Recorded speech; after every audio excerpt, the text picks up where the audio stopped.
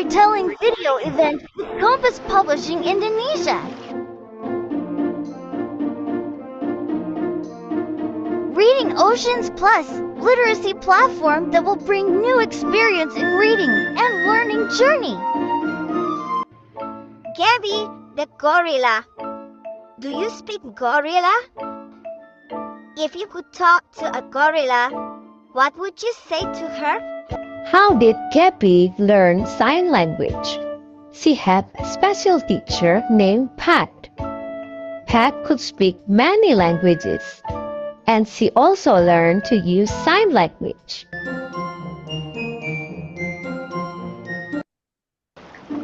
In the deep. Baik. Nah, untuk yang mau ikut event atau nanti mau mencoba trial dari Reading Ocean, nanti saya akan share linknya di chat room, ya. Nanti saya akan share link di chat room untuk daftar supaya nanti kita bisa tahu siapa saja yang ingin free trial untuk Reading Ocean dan siapa saja yang nanti bisa mau ikutan, ya. Nanti saya akan share di link chat room. Baik, sebentar saya sekalian ya, nanti saya ambil linknya, nanti teman-teman boleh sekalian mendaftar. Ya, bentar. Ini ada yang masih tanya-tanya link.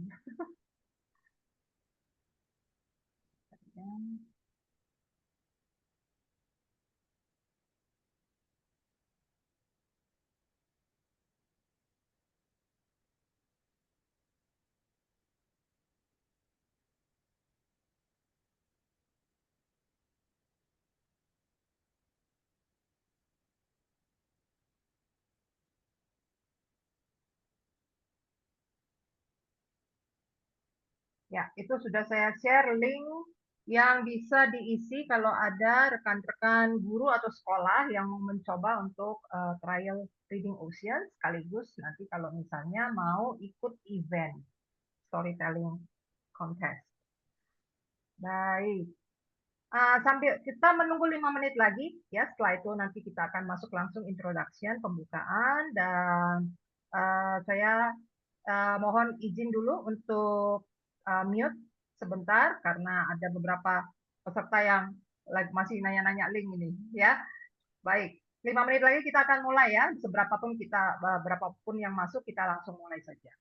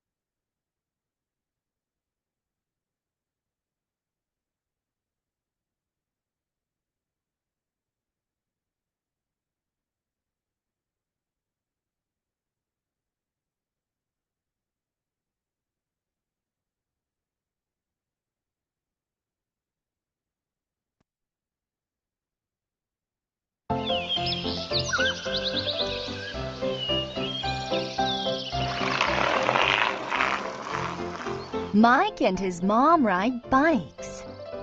The day is fine. Mike rides and looks. Look, I see 9 pines. And a beehive. And a kite on a line. And a ripe lime on a tire. Mom says, "Want a bite?" No, I don't like lime.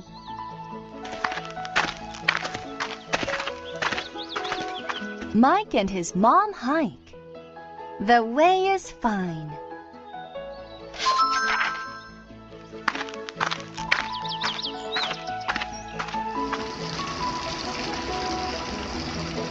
Mike hikes and looks.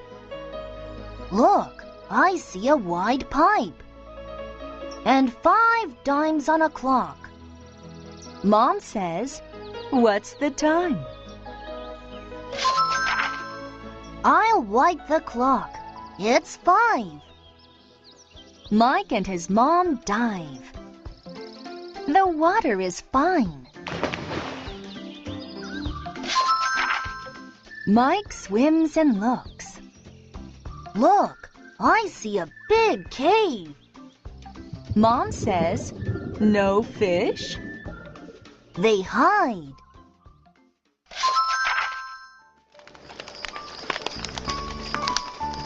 Mike and his mom make a fire. The night is fine. Is this your bed? No, that's mine. Mike says, "I had a good time." Me too, says Mom.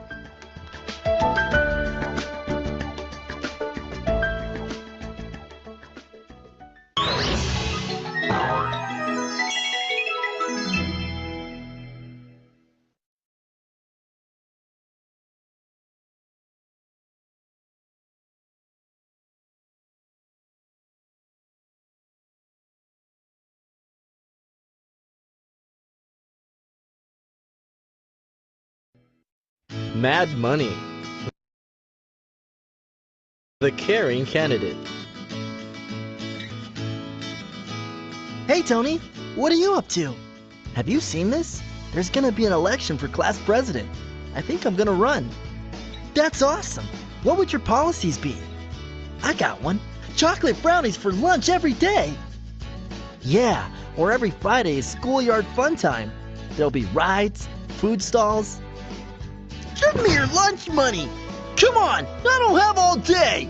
Hey, leave him alone! You got away this time, Tim, but I'll get you tomorrow.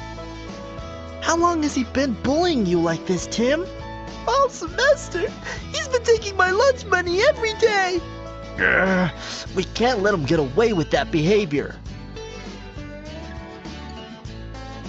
If we were a bit tougher, Biff wouldn't abuse him like that. It's not about that. Timmy is the victim. This school's bullying policy needs some real improvement. I know what will cheer you up, Tony. Let's go to the arcade. I don't deserve this. What happened? Oh, my dad told me they moved to a new factory with robots doing the work instead of people. Lots of companies think it's progress. They don't have to pay wages and can save on taxes. If I were that company, I would think a bit more about what's good for society. Instead, they just think about money. That poor man. Yeah, my dad was saying homelessness is becoming a real problem these days. People get into debt and... Here you go, sir. Thank you, young man. Much appreciated. Now I'm going home. If I were to become class president, I would force the cook to provide chocolate brownies for lunch every day. In addition, Fridays would be a day of fun and games. Would candidate Tony please come to the podium? I used to think like my opponent. However, I've realized being class president is about more than sweets and games. If I became class president, I would find a solution to bullying. I would also pressure the school to teach us more about what happens in our community. We need to know how to avoid unemployment when we are older. Finally, if I get your support today, I will create a yearly fundraiser to help the homeless.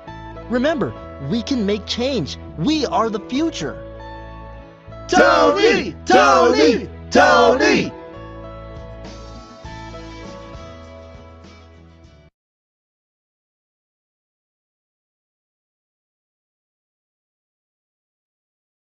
Baik, kita akan mulai acara ini. We will start this webinar, but first we want to introduction ourselves. Kita akan memperkenalkan diri dulu, ya. Sepertinya ada yang baru pertama kali ikut webinar dari Kompas Publishing. Mungkin bisa jawab di chat atau bisa dibuka mikrofonnya juga nggak apa-apa, bisa langsung jawab. Ada yang pertama kali baru ikutan webinar dari Kompas Publishing? Oke, it's your first time, Mr. Roy. Thank you, Belina juga, Miss Belina. This is your first time joining our event. Okay. Yes. Wah, senang sekali ya, banyak peserta baru di sini. Terima kasih sudah mendaftar. Ya, pastinya hari ini kita akan banyak belajar bersama. Ya, baik, karena memang masih banyak yang baru, berarti memang kita harus memperkenalkan diri lebih jauh. Ya, kita kenalan satu-satu nih berarti. Dan juga kita akan menyampaikan juga ya sekilas tentang siapa kita, siapa Kompas Publishing Indonesia. Baik, saya akan perkenalkan beberapa rekan-rekan yang sudah bergabung di sini dari Kompas Publishing Indonesia. Saya dengan Femi, ya, salam kenal semuanya. Saya dengan Femi, Marketing Manager dan Education Consultant di Kompas Publishing Indonesia. Nanti saya akan jelaskan ya apa saja yang saya lakukan. Jadi masing-masing juga akan menjelaskan satu persatu tentang platform yang tersedia di sini dan itu peranan kita masing-masing nanti ya. Nah, di sini juga ada rekan kami Pak Angga Ginanjar. Selamat malam Pak Angga. Selamat malam semuanya, Bapak, Ya. Ibu guru, para edukator. Terima kasih sudah hadir.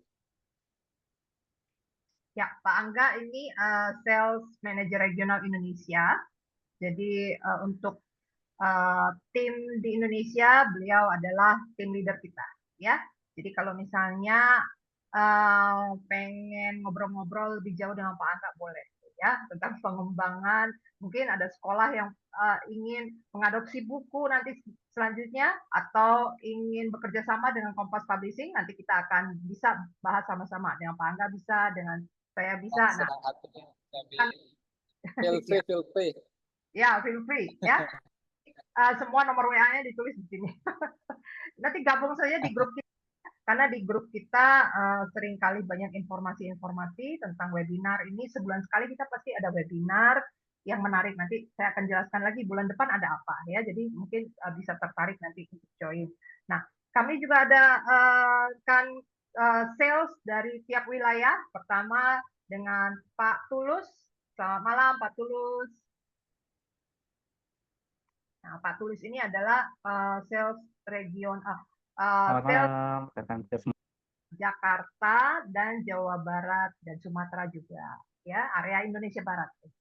Nah, selamat malam. Dan ada juga Pak Cahyo Agung, boleh dipanggil Cahyo, boleh dipanggil Pak Agung, ya bebas.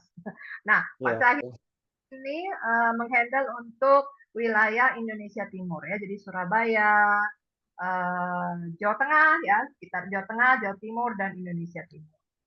Baik, dan di sini malam Miss Femi dan juga sahabat guru yang bergabung pada malam hari ini. Salam kenal. ya, nah itu ya udah lihat ya orangnya ya. Jadi dilihat satu-satu nanti. Nanti kalau yang dari Surabaya dan sekitarnya, Jawa Tengah dan sekitarnya, kalau mau kontak-kontak untuk tanya-tanya produk, tanya-tanya platform, nah itu bisa dengan Pak Cahyo ya. Nah, kalau misalnya ingin bertanya tentang materi webinar, pengen bikin workshop, atau rekan-rekan guru di sini punya materi yang bagus untuk dibagikan ke rekan-rekan yang lain, boleh nanti kontak ke saya. Ya, kita bisa kerjasama untuk membuat materi workshop untuk para guru. Ya, baik. Ada satu lagi dengan Mas Aldi. Mas Aldi adalah admin dan IT kita. Selamat malam, Mas Aldi. Ini belum kelihatan. Ada di layar sebelah paling. Oh ya, ada di sebelah. Oke. Baik. Nah, itu tadi ya, kita ada berlima di Indonesia, kita berlima. Nah, nanti kalau misalnya ada ingin berkomunikasi lanjut dengan kita, ya, nanti kita akan berikan nomor WhatsApp kita, juga ada grupnya, nanti saya share juga di chat room, ya, silakan bergabung. Baik, sebelum kita mulai, kita akan mendengarkan dulu introduction tentang Kompas Publishing. Siapa Kompas Publishing ya? Dari Pak Angga. Silakan Pak Angga. Baik, terima kasih Miss Femi. Izin share ya.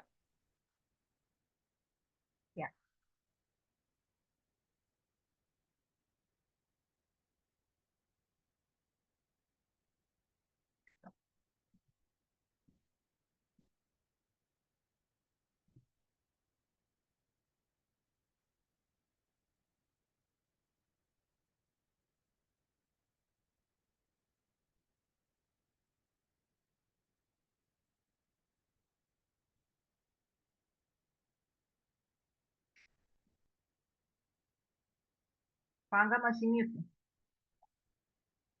Ya, Pak Angga masih mute.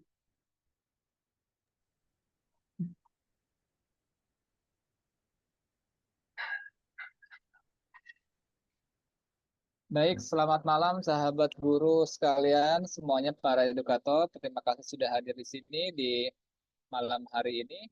Hanya sedikit saja, singkat saja, saya akan menjelaskan untuk kampanye profil dari Kompas Publishing, terutama untuk Kompas Publishing Indonesia ya. Baik, seperti yang terlihat di layar bahwa Kompas Publishing kita base-nya di Seoul, Korea Selatan, dan kita berdiri tahun 1999 ya Bapak Ibu. Kemudian perusahaan kita itu bergerak di ILC Materials Developer dan juga kita sebagai publisher. Jadi kita menerbitkan beberapa banyak buku untuk pengembangan, terutama untuk pengembangan bahasa Inggris. Namun saat ini kita juga sudah mengembangkan material-material atau subjek-subjek lainnya seperti Mandarin dan juga English for Special Purpose. Nah, untuk range produk kita itu mulai dari TK ya, kindergarten sampai dengan dewasa. Kemudian meliputi course book, ada skill books, ada readers. Kita memiliki banyak sekali buku-buku bacaan bahasa Inggris. Kemudian juga ada test preparation meliputi TOEFL. Kemudian ada English for Special Purpose. Jadi kalau misalkan dari sahabat guru nih ada yang dari SMK misalkan ya, kemudian ada membutuhkan program mengenai communication business, juga kita memiliki produk tersebut. Kemudian setelah itu kita sudah menjual buku program-program dari Kompas Publishing itu lebih dari 70 negara di seluruh dunia ya. Kemudian kita juga saat ini sedang mengembangkan digital solution. Baik, itu singkat dari saya. Terima kasih Miss Femi. Selamat malam.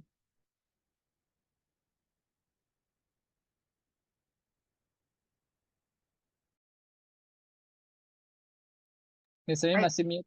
Ya, gantian. Terima kasih untuk Pak Angga. Demikian penjelasan tentang siapa Kompas Publishing. Nanti akan lebih jelas lagi karena kita ada waktu untuk menjelaskan nanti setelah materi apa saja yang bisa dilihat ya, bisa digunakan juga dari Kompas Publishing. Apa saja services kita, produk-produk kita yang jelas memang berhubungan dengan buku bahasa Inggris ya sekarang ini, tapi ada kemungkinan ya nanti juga akan masuk ke strategi untuk kita akan masuk juga untuk materi-materi lokal ya. Ada beberapa mungkin literasi lokal yang bisa kita masukkan di platform dari Kompas Publishing. Oke, baik. Nah, tadi sudah dijelaskan oleh Pak Angga tentang Kompas Publishing ya. Jadi sebelum kita akan mulai, saya hanya menjelaskan sekilas tentang materi yang salah satunya untuk guru itu ada di boleh diakses di classboxenglish.com ya. Nah, di sini kita punya banyak sekali materi pelatihan, bisa klik di top class di online courses di sini ya. Kita punya banyak sekali materi pelatihan untuk para guru yang bisa diakses, ada yang gratis, ada juga yang berbayar. Ya, nah jadi kalau rekan-rekan guru, edukator, sahabat guru di sini ingin menambah materi untuk meningkatkan skill untuk mengajar, silakan akses di classboxenglish.com ya. Nanti bisa dilihat ada apa saja sih yang bisa dipelajari. Ini online learning semua ya, yang ada di sini online learning. Nah, nanti sign up dulu, setelah di sign up nanti bisa subscribe ya. Dan pembayaran gampang ya, bisa pakai OVO, bisa transfer dengan BCA juga ya. Nah, di sini juga banyak buku-buku yang tadi dijelaskan oleh Pak Angga tadi ya, buku-buku dari Kompas Publishing, karena sahabat guru di sini kan mungkin belum pernah lihat buku fisiknya dan tidak pernah belum pernah lihat juga ya, belum pernah tahu buku apa aja sih yang kita punya. Nah, itu boleh lihat contoh-contohnya di classboxenglish.com juga, ya. Jadi selain bisa mendapatkan materi pelatihan, juga bisa lihat contoh-contoh buku-buku bahasa Inggris yang sudah kita sediakan di sini. Juga ada bahasa Mandarin dan bahasa Korea juga ada. Nah, semuanya bisa diakses secara gratis, tapi unit 1 saja. Ya, kalau untuk yang member gratis, semua judul bisa diakses. Ini ada 300-an judul, bisa diakses dengan gratis, tetapi bisa lihat contoh di unit 1 saja. Nah, kalau nanti sudah ada adopsi buku atau mau beli e-booknya, nah itu bisa lihat sampai habis. Ya, baik. Itu sekilas tentang materi Classbox Indonesia, karena di sini kita materi workshop di sini memang diselenggarakan untuk materi Top Class Indonesia, ya, pelatihan para guru untuk meningkatkan skill para guru. Baik, semuanya sudah siap ya hari ini ya? Are you ready all? Okay, I will introduce you all to Miss Melanie Gobert. Yeah, thank you for your consideration as our native speaker today. Thank you so much. And I will give you your time, and then you can try to introduce yourself, and then just start your material. Thank you. Yeah. Okay, thank you, Femi, for that introduction. I'm going to start my presentation. I think I can go ahead and share my screen. It has an introduction to me in the presentation, actually. My name is Melanie Gobert. I have a doctorate of education. I'm a fellow for the US State Department, based in Ambon, Indonesia. So it's actually 9:30 for me, not 7:30. And I'm based with the US Embassy in Jakarta. I hope everyone speaks English. I only know 3 words of Indonesian. One of them I can't say on the webinar, but I think that they have AI transcribing if you have any problems understanding. But I think most of you are probably English teachers, if I'm not mistaken. So I hope that goes well. If necessary and you need some translation, Femi, of course, will help us. Okay? Now, Femi, I need to share my presentation. Yes, you can. Do share. I have sharing options? Am I allowed to share? Of course. Yeah, sure.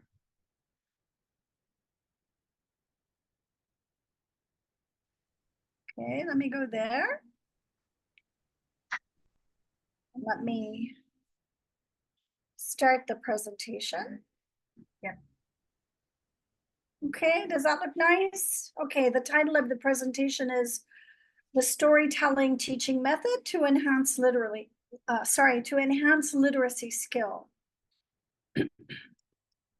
Okay, this is a disclaimer that you don't mind having your photograph taken at an event where there is a fellow from the US State Department speaking. I'm assuming you all have your cameras off if you don't want your photo taken or you don't want to be recorded.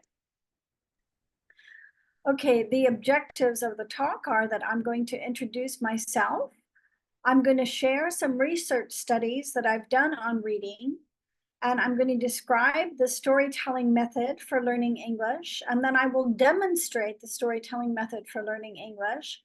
And at the end of the demonstration, I'll recap the benefits of the storytelling method, and then I will also be available for any questions that you may have.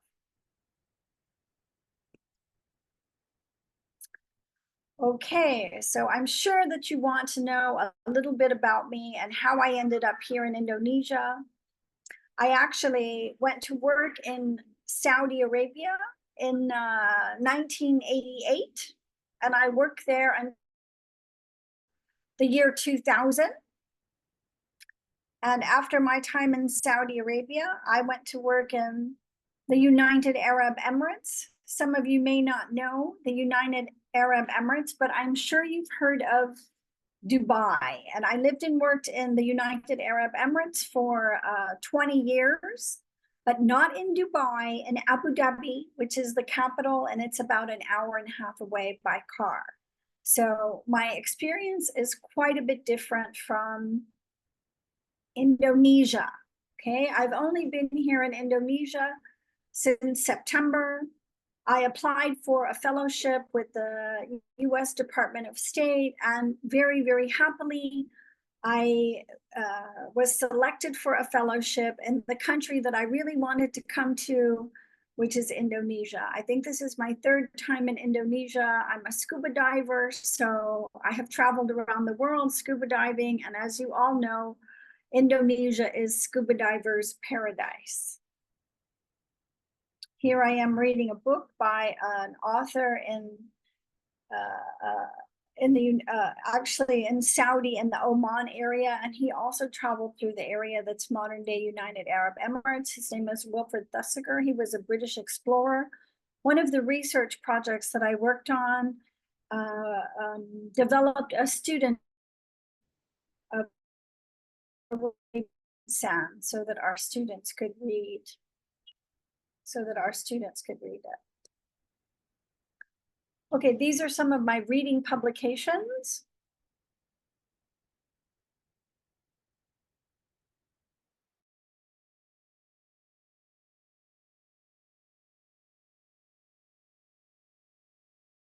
Sepertinya terputus ya, Miss.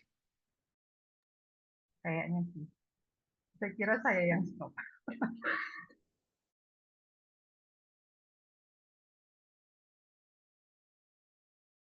Baik, sambil menunggu, kita tunggu saja ya. Saya coba kontak dengan Miss Melanie-nya juga.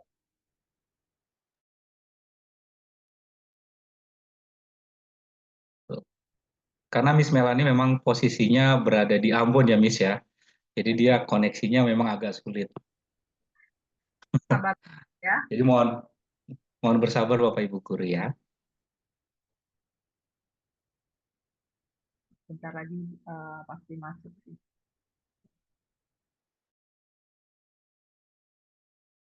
Nah, tadi yang barusan ikut webinar kami berarti banyak kan tahu dari mana nih? Dari IG ya? Atau dari teman-teman dari WA? Oke, boleh sharing dari WA atau dari IG? Oh, dari WA. Ada yang dari IG.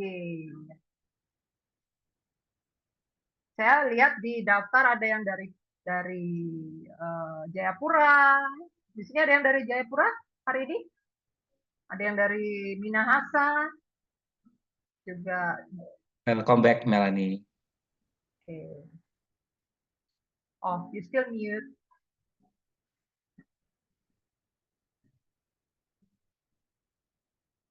Miss, your sound still mute, Miss Melanie.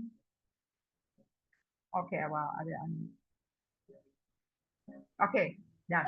Was that? Are we back? We're all back? As we can hear you right now. It's okay, it's okay. You can hear me? Yes, very clear. Okay, I apologize. As we know, sometimes the internet is not very stable. Out here in Ambon anyway, can't speak for Jakarta. Okay, my first publication was about cultivating phonological and orthographic awareness in Arab learners, and that deals with also whether it's better to teach phonics or whether to teach it's better to use whole reading methodology. A lot of the ELT world says that we should be using whole world reading methodology, but that's because of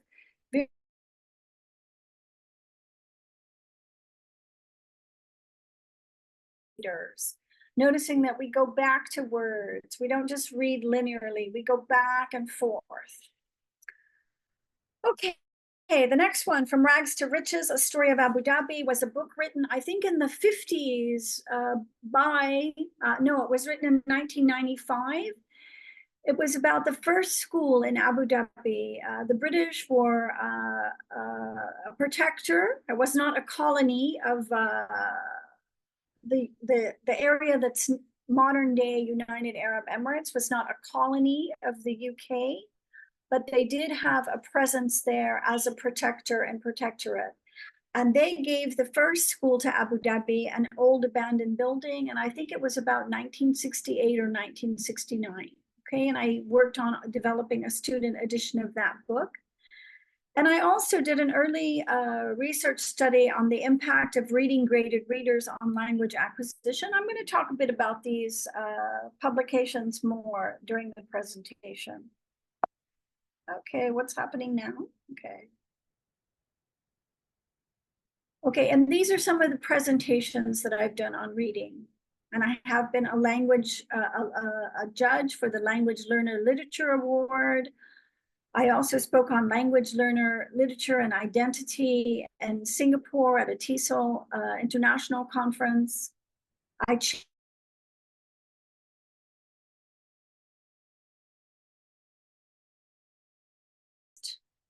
With the Indonesian Extensive Reading Foundation, if I'm not mistaken, perhaps Compass Publishing was there. I also founded the MENA Extensive Reading Foundation, and as you can see, I was a featured speaker in Seoul, and also I was an invited speaker about overcoming the reading challenges faced by L1 Emirati learners. Now, I'm sure there are some differences between Indonesian learners and Emirati learners or Arab learners, but we will look at some of those differences during the presentation. Now, if you want to know more about me, you can see all my publications at stateacademia.edu. I think I have 27 articles and book chapters. I think I have edited 6 books, if I'm not mistaken, and I have also reviewed 3 books. And a lot of my work is actually about reading. And you can see my Instagram is dive-mimi. That's because my 2 grandchildren featured in this photo call me Mimi, because I don't want to be called grandma, because, you know, that's for old people. Okay, the first research study that I did, I'll talk a bit more about that. So English has a dual access, and we've seen that actually in the Compass materials that they've showed, okay? We have to learn how to read in English, not just by seeing the word or sounding the word, but we have to use both. So one route is that we become used to reading and we recognize the word on sight, okay? Words like could and would, they don't fit the phonemic pronunciation guidelines, let us say. So we have to learn how to recognize those on sight when we read. And then we also have a non-lexical route by sound, where we also have to sound out new or unfamiliar words. So this is very different from a language. English is an orthographically deep language, and this is different from an orthographically shallow language. Now, in many respects, Arabic is an orthographically shallow language because there's one letter, one sound, and that is very similar to Indonesian, right? You don't need to know the word to be able to sound it out, right? You can read it without knowing it. In English, this is, of course, not always the case. Now, in English also, well, I think we'll look at the next slide. Okay, so there were other issues with Arabic learners, and I don't know how much these are relevant to Indonesia. You will have to tell me. One of them is home literacy practices. So one thing we know about the Arab world is in general, the homes are not rich in literature. Now, at that time, of course, we would be talking about newspapers and books. Maybe people are reading more because they're reading more on their phones now. But I think most young people are looking at video, graphic content more than reading on their phones, etc. So in general, the homes were very poor in literature.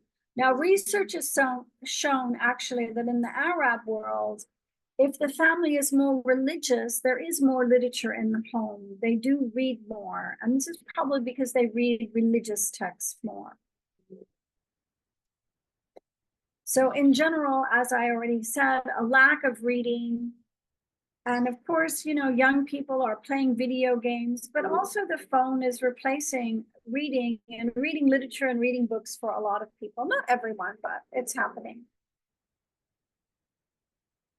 Okay, and then this might not be the case so much for Indonesian. This is Arabic interference. Even though they have one letter, one sound, they do not write the short vowels. So this impacts their spelling and their reading in English, because if they want to pronounce if they want to write the word, a word that begins with the letter B, if it's a short vowel, they'll just write the letter B.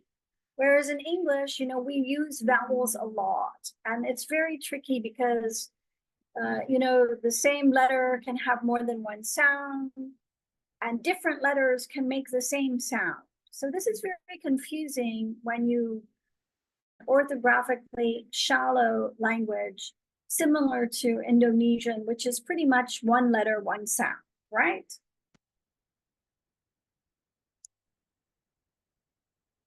What was this supposed to say? It only says educational, but the educational background also. So they very much had a, you know, a more formal education system that was derived from the madrasa system, where students weren't very active in class, and mostly it was the teacher lecturing. I don't know how much this is true for Indonesia.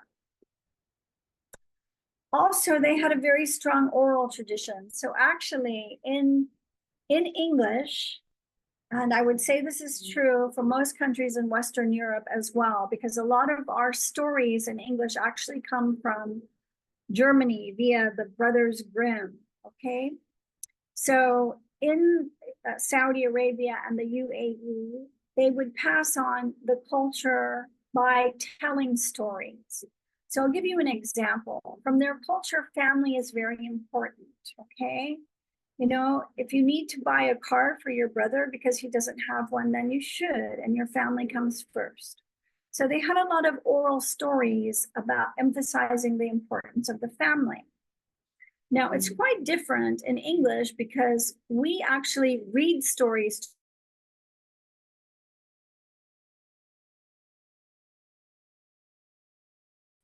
Little Red Riding Hood or the Three Little Pigs. It's to emphasize, you know, the individuality of the person. Billy Goat's Gruff is another one, you know, to emphasize things like your hard work will pay off. Yeah. And they have a strong oral tradition in the Arabic world. And I imagine in Indonesia, it's probably very similar, especially because most of the students are coming actually from a trilingual background, not a bilingual background. Arabic diglossia, that's my next point. I just made a little bit. So in Arabic, you actually have three kinds of Arabic. You have the classical Arabic that the Quran has been written in. And then you have modern standardized Arabic. And that was when Arabic was modified, but that was about 100 years ago. It's called Fusa Arabic. And then you also have what is called the colloquial dialects, right? I think they call it spoken vernacular dialects, SVAs. So that's like the local language, and that varies greatly. Those languages vary very much between the Maghreb countries and the Levantine countries and the Gulf Arab countries. And I haven't lived in Indonesia very long, but I know here in Ambon that my students speak Ambonese, and they also speak, they're getting English on the top of it. So it is quite similar. This is what diglossia means. Well, diglossia actually means different standards of the same, different varieties of the same language. So that's not quite true. Okay, and then we have also the top-down versus bottom-up reading.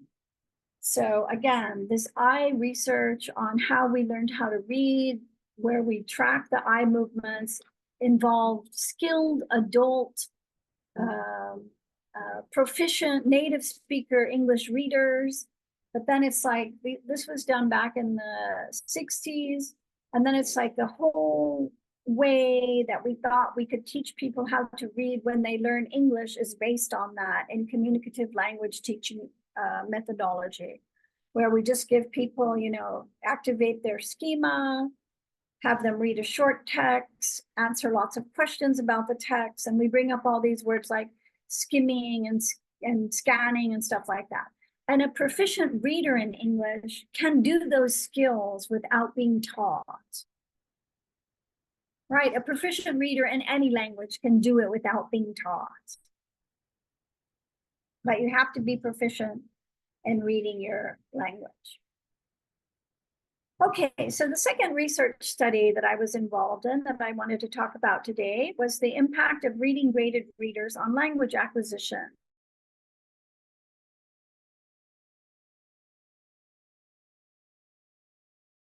Students who were adult male Emirati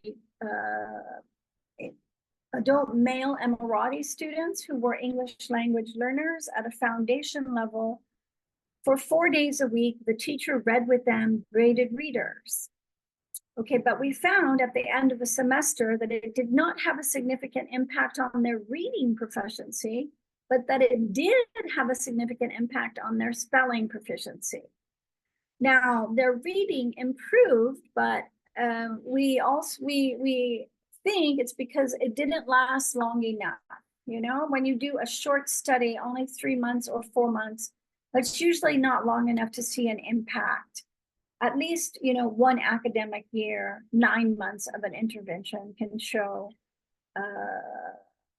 improvement. And this research was funded by the Emirates Foundation, and this was part 1. And part 2, I'll get to in a moment, was about enhancing national identity through indigenous literature. And that's certainly a point that we will make about the Compass readers.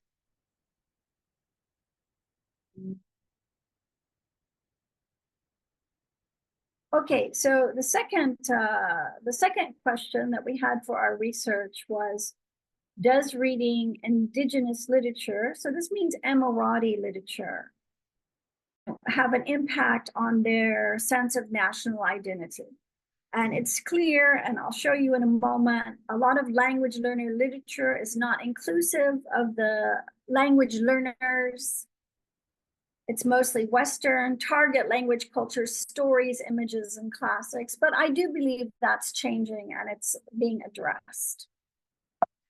Oh, what's going on?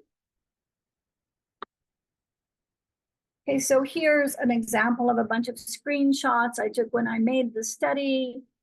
You can see it's a lot of, Western people mostly, and occasionally there is a minority, but again, these are, famous people like Gandhi and Nelson Mandela. So, this is the kind of literature that the students are reading, and this is supposed to, improve their ability to read in English. But we know very well that if you're not included in the, in the literature you're reading, this can make you feel like you don't belong to that culture. It can make you feel like an outsider. But I do believe these issues are being addressed.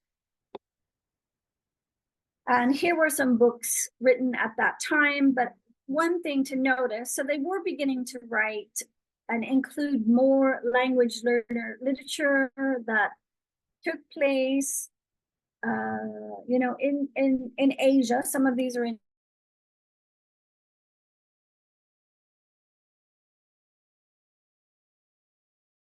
writers. It's still, Arthur Golden is the writer, Alan Maylie, Antoinette Moses. So a lot of this literature is actually still written by, how can I say this? Still written by, not the people that the stories are about, okay? Still written by Western writers. Let's look at the next slide, and I'll show you 2 books I used recently with my students. I teach a class called Creative Writing, the goal of which is for the students to write a book at the end. They're in Teachers Training College. And I actually found these books on the Extensive Reading website. They're both about Indonesia. They were both written in like 1981, so very old. They're both written by very, very famous English as a second language professors Paul Nation, extremely famous for the academic word list. I think he works at the University of Auckland in New Zealand, and he co-wrote these books. Now they're out of print, that's why they're available online, scanned on the Extensive Reading Foundation's website. But I have to tell you, my students absolutely love. Love Story is an Indonesian Romeo and Juliet. And Fire on the Mountain is maybe a local story about the importance of family and the natural disaster as an adversary that you do face regularly in New Zealand. So I always feel it's necessary for me to make a pitch that, you know, we need more language literature, and we need more stories about the people that we're trying to teach English to, and not just a bunch of white people drinking tea in London. That's my pitch for that. And I know that Compass is working on that very thing. Okay, these are two books that I edited from the research study. And one of these reproduced, this was a book actually written for native English speakers about this period of time early in the Emirates history. And it was one of the books selected for the study. And this man who wrote the book, Muhammad Al-Fahim, he actually published it as a student edition. So it's now available.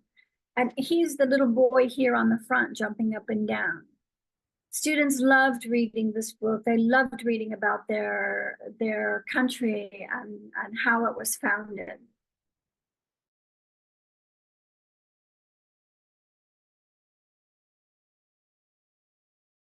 Jabi, and the man, Muhammad Al-Fahim, he actually went to, he references the teacher, who's named Ahmed Mansour Khatib, I think, Khatib.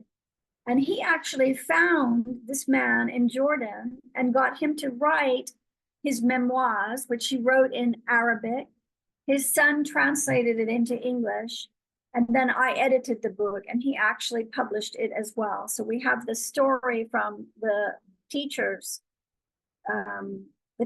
perspective. And I think that there are lots and lots of stories like that to be told in Indonesia. And I look forward to seeing publishers developing them and including them with part of their publications.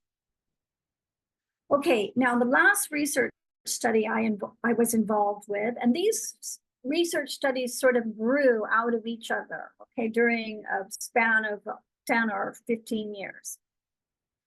The final research study I want to refer to was published in 2019 called Innovation in Reading in the United Arab Emirates. And we actually developed a reading competition called the Reading Challenge. We researched it when we piloted it, then we extended it to all of our colleges, then our system, and then it was also picked up by a couple of other colleges. So it was an extensive reading program. We had the students reading. They read from online platforms similar to the one that Compass is showing you today, called Reading Oceans. And they also had physical books to read, which I believe that many of the publications from Reading Oceans are also available as physical books. And then they took a quiz to see if they had read the book using a platform called the M-Reader, which was developed in Japan by the Kyoto Sangyo University, where the people for extensive reading and the Extensive Reading Foundation work. And we also encourage the students to read and participate. And I don't know if this would work with Indonesian students, but I have a suspicion that it will. Because so far in my 3 months teaching here, whenever I play a game that is competitive, where someone wins or a team wins, the students are ecstatic and very happy about that. And the reading platform of Compass Reading Oceans actually has a tracking platform already built in. So it would be very, very easy for a teacher to adapt that to the classroom and make it a competition. Who can read the most during a semester, or who can read the most in a month. And I'm going to do a bit more about that because I do believe it is the way forward to encourage students to read. And when I finish sharing that, I'm going to talk about the storytelling teaching methodology.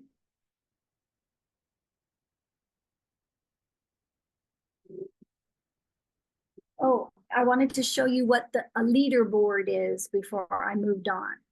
So this leaderboard was actually made with PowerPoint. The librarians helped us, and they,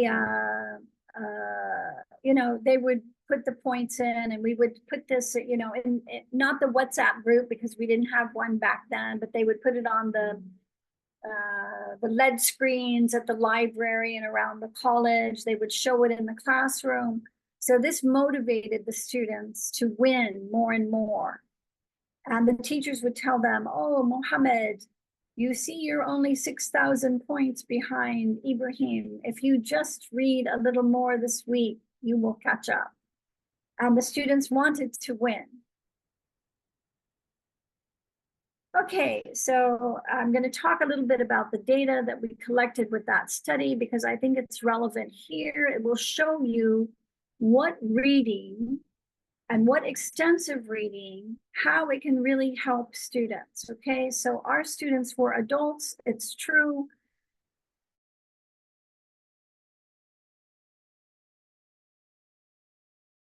We also did student focus groups and teacher interviews, you know, to triangulate the data.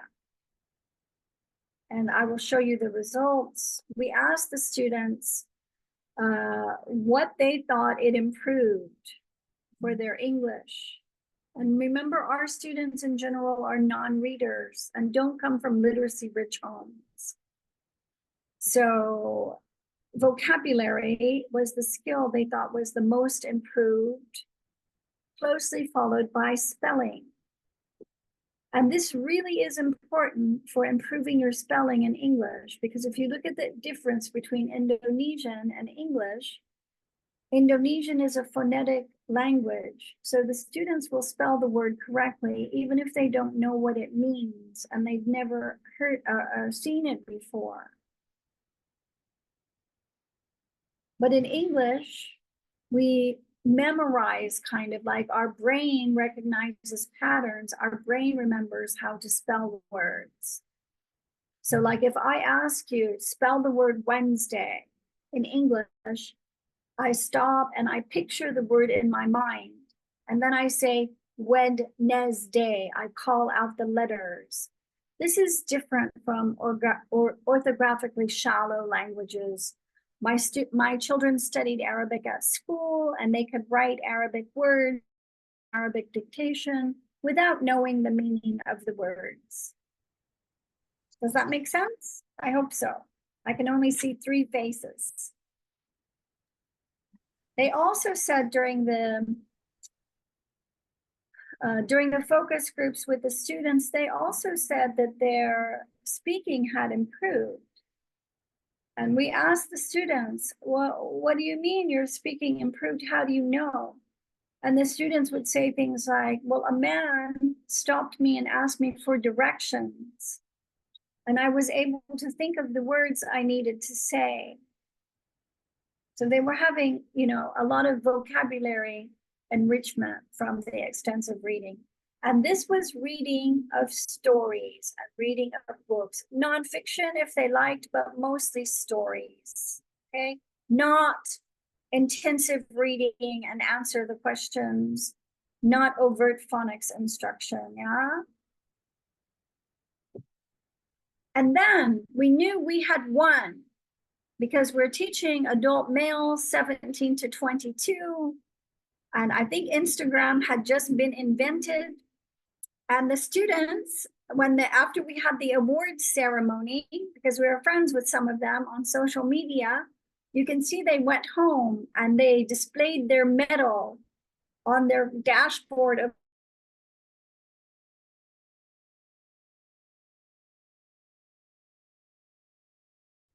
I don't read Arabic, but I've been told it says, I'm the handsomest man in the class.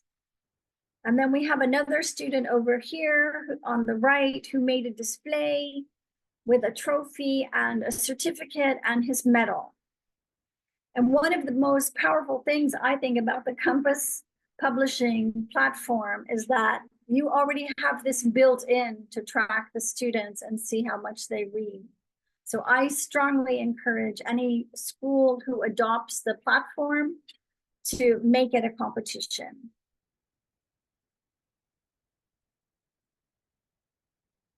So now we're moving on to storytelling as a method for learning. So this is what we like to see happening in the United Arab Emirates. This was a new teacher in training. And I believe that this is going to happen in Indonesia too. I believe that it will revolutionize English language education here. Okay, why do we use storytelling for English language learners? Well, it engages the students' imagination and emotions. It provides contextualized language exposure, right? Because you're in the middle of a story, there are pictures. I have found that even adult learners of second language appreciate having pictures in the story. And I know from the 2 out-of-print Indonesian stories that I read with my students, they appreciated having the pictures. It was a lot of support for what was happening in the story. It's hard to visualize what's happening in a story if you haven't been brought up reading. It builds vocabulary and grammar through repetition. It improves listening, speaking, and reading skills in an interactive way. And I hope we're going to experience that in a few moments. Okay, so vocabulary expansion, contextualized usage enhances retention. It's really true. It helps them remember the vocabulary. The stories demonstrate grammar in real life context. It's kind of a mistake when you're learning a language to overtly teach grammar all the time. Rare grammar the students never see. Better to build it from stories.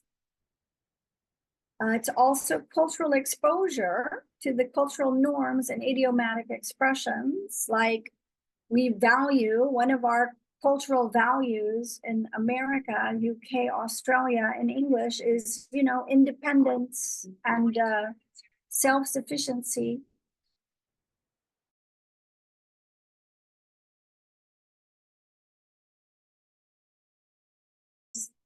Builds fluency. Now, my own children, when they were growing up, I read stories to them. My mother read stories to me. And my children could say the stories before they could read because they remembered them. Repetition is important. Okay, so they should be age appropriate and have relevant themes. I think that Compass Publishing gets an A+ for age appropriate and relevant themes and engaging stories. I really like what they have. Visual aids, illustrations, props, or digital slides. This is another place where Compass Publishing gets an A+. Their digital platform is very interactive, very simple for kids to understand. And before they approached me to deliver the webinar, I was not familiar with their digital platform, and they shared it with me. And I have to tell you, I was impressed. Okay, interactive questions. You know, this encourages participation and prediction. I use it with my own kids and grandkids when I read to them. Repetition reinforces language patterns and role play. Okay, so this works equally well with adult learners as young when they retell a story or they act out a story. Very efficient, and it's a good platform for including these things. Has everything you want from pre-teaching to during and after teaching. It will read it out loud as well as read silently. however you want to do it.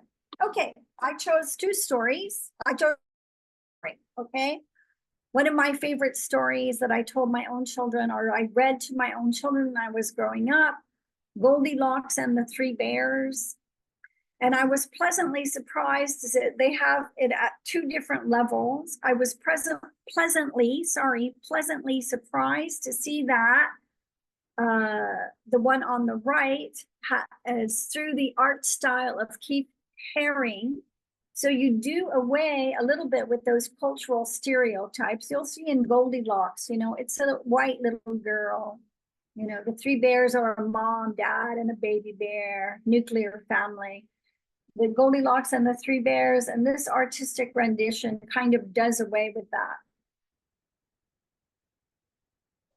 But I didn't choose that one to share with you because I'm used to the little white girl and the three bears as they're portrayed in the first one on the left.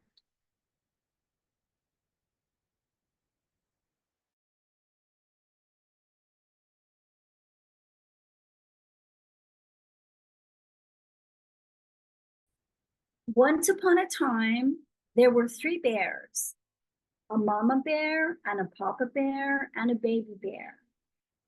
And they lived in a little house in the woods. One day, the mama bear cooked breakfast and she made porridge for all three of them. But when she put the porridge on the table, it was too hot. They couldn't eat it. It was so hot. So they decided to go for a walk in the woods while the porridge cooled off. While they were gone, a little girl, a little mischievous, naughty girl,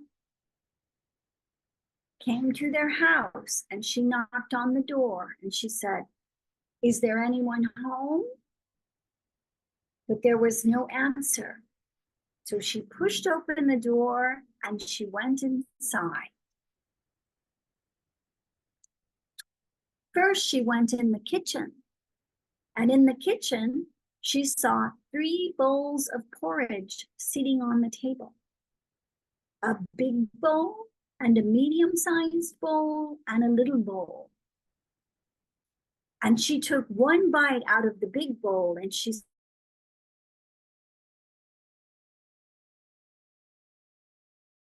to the second bowl, the medium-sized bowl. And she took one bite out of the medium-sized bowl and she said, "This is too cold." Then she moved to the third bowl, the baby bear's bowl, and she took a bite of porridge and she said, "This is just right." And she ate every single bite of porridge till the bowl was empty.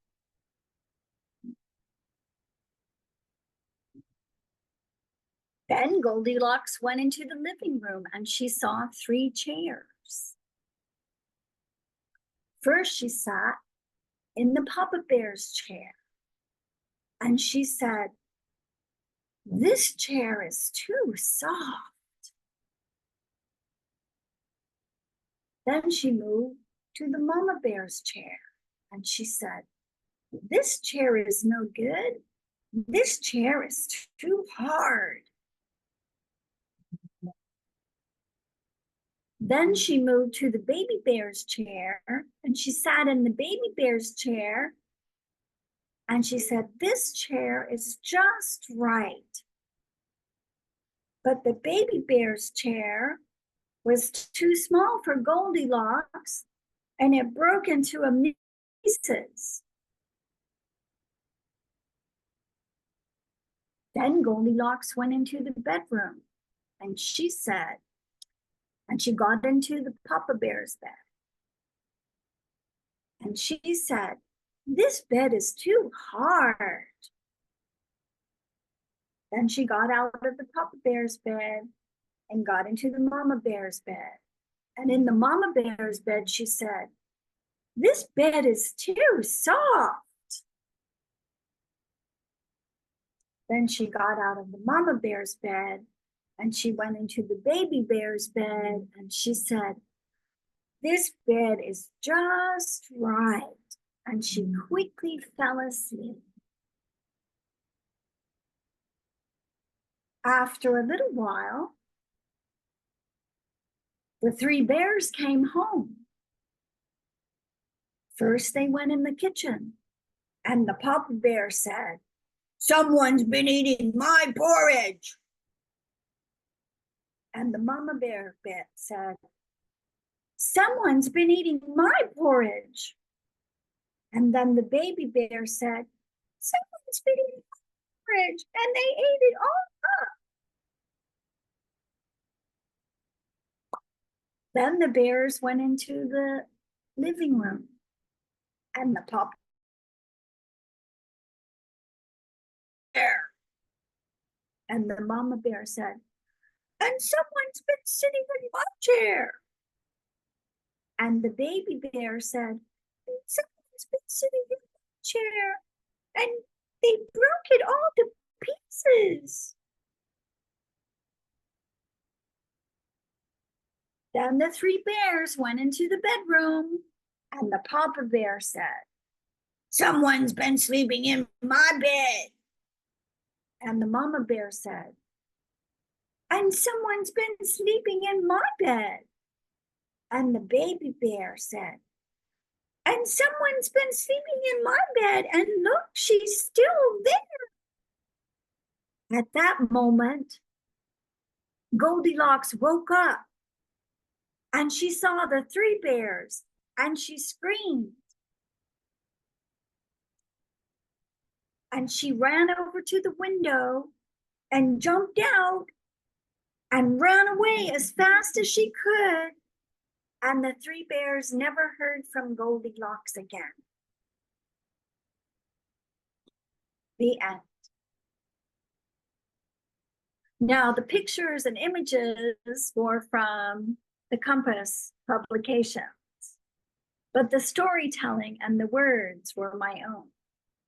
But they do have the book there, and they, such as Little Red Riding Hood, The Three Billy Goats Gruff. And you can follow these stories up if you're teaching in class by asking the children to act out the books or retell the story.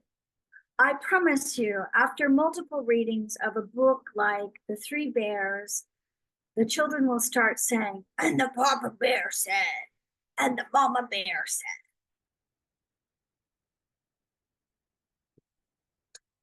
So let's recap the benefits of storytelling for young learners. Vocabulary, everyday objects. In the Compass Reading Oceans platform, the introduction to the book includes some common vocabulary and some interactive exercises. I did not do this with you because I assume that you all know chair, bed, porridge, hot, cold, just right.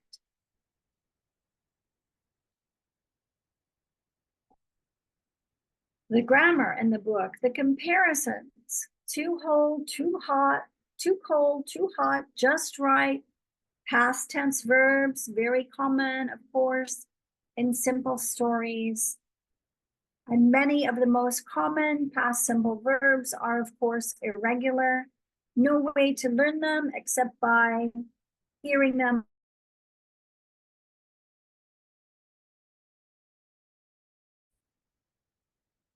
Cultural exposure. So a classic English tale introduces cultural elements. I think if I had to analyze Goldilocks and the Three Bears on a thematic level, I would say Goldilocks is a naughty, mischievous girl. So the point of the story is to teach children not to be naughty and mischievous, not to take other people's things without asking. And of course, students can retell the story or they can act it out. That's a good follow-up for the storytelling methodology. Okay, there's a reference that I referred to earlier about the dual access route that we learn English by listening, but also sight. And thank you very much. If you want to know more, you can see my publications here. You can follow me on Dive Mimi. And I think now it's time for Q&A. All right. Thank you, Miss. How was the timing? Yes, okay. Okay. I think I finished 2 minutes early. No problem. Okay, thank you for your all valuable explanation to us. I will give some opportunities for some teachers if you want to share. Yeah, if some of you want to share something, not only questions, okay? So we give you the time here today, not only asking, but you can share also your experience, and maybe you can tell us what you need, and maybe what is your opinion also about the storytelling method. And you can use the chat room, or you can raise your hand and I will give you the time for you to turn on your microphone. Okay, so yeah, feel free to ask the questions, or you want to share, it's okay. Okay, there are some comments in the chat room. It's amazing presentation. Do you have any trick and tips how to give storytelling to kids in the kindergarten? Because as we know, they have short focus and concentration. Okay. And the second, I think you can answer it one by one. Okay, Miss. Maybe you want to share how to give the storytelling to kids in the kindergarten, because they have a short focus and concentration.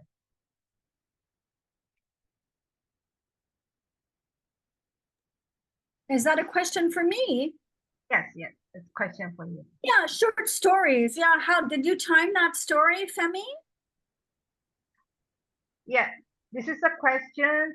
Maybe you can. There is a questions in the chat room. Yeah. Can you, if you time the story? I didn't look at the time when I started and the time when I finished, but I don't think it was 10 minutes. I think it was about 6 minutes. Okay. Sorry.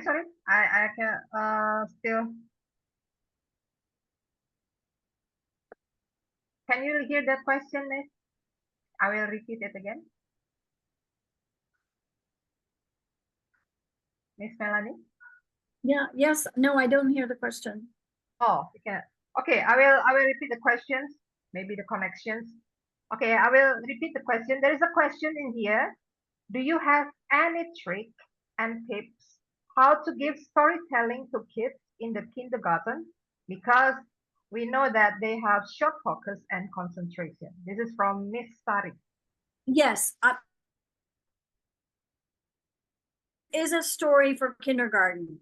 This is a story that we would use in America for kindergarten learners. It's a story they would use in the UK for kindergarten learners. It's a short story, actually. And you know, to make things interactive for kids, often you have often you have a big book, like you saw the Indonesian teacher had a big book, and the kids had a big book. Another way, and you know, don't make them sit in their desk when you read to them. You should have a special place, like a carpet in the classroom, where they can come sit and read. I don't think you're going to be able to get kindergartners to read online unless a parent sits with them, you know, or an older sibling sits and does it with them. Yeah. Yeah. But we do use storytelling as a methodology for certainly even pre-K and on up to 8 or 9 years old. So I think that a story like Goldilocks and the Three Bears is appropriate for kindergarten learners. Now, I realize in Indonesia, they're not having English 20 hours a week. Yeah, they're having school 20 hours a week, and they're probably only having English maybe 2 hours of the week, 2 times 4 minutes or something like that. But if you do start using it, you will be surprised because kids do like repetition. And I think if you have something like a projector, you can actually read, you can actually project the story from reading Ocean's Compass, and that is enough to engage the kids to see that, even though there's not animation in it. Yeah. So do you think there is a question already also? So the repetition itself will not make the kids bored as long as we can present it not only sitting down like that, right? That's I mean, this is how this is really instrumental in teaching English children how to read. We read stories with them to teach them how to read. We buy books they can take in the bathtub before they can see. And the books can get wet and they have soap. Yeah. Washcloth, towel, rubber duck, and the pictures. So we know that English is challenging to read, so we expose our children to a literacy-rich environment very early. Now, I don't know if you know the gingerbread man. Run, run as fast as you can. You can't catch me. I'm the gingerbread man. My own daughter could say that whole story before she could read. She could say it from the time she was about 3 or 4 years old. And it was her favorite story. And I read it again and again and again and again. I could say it without reading the words. So yes, little children learn by repetition. This is why also little children learn from songs. You can also sing songs with little children to help them learn. Nursery rhymes, another way to help little children learn. I'm sure you've heard some nursery rhymes. I don't have any popping in my head. Mary, Mary, quite contrary, how does your garden grow? From thistle bells to something, something, all in a row. So we have also poems that we repeat incessantly to little children. And no, they don't get bored. Their minds are like little sponges for learning. All right. Isn't it true in Indonesian too? Don't you repeat again and again the same thing to children? Yes, of course. Of course. And they like I read somewhere that the average person has to hear the same thing 270 times before they learn it. So I want you to think about how many times you heard the alphabet. We all know the happy birthday song, and we all know the alphabet song, right? Yes. All right. Okay. So repetition is, it doesn't boredom.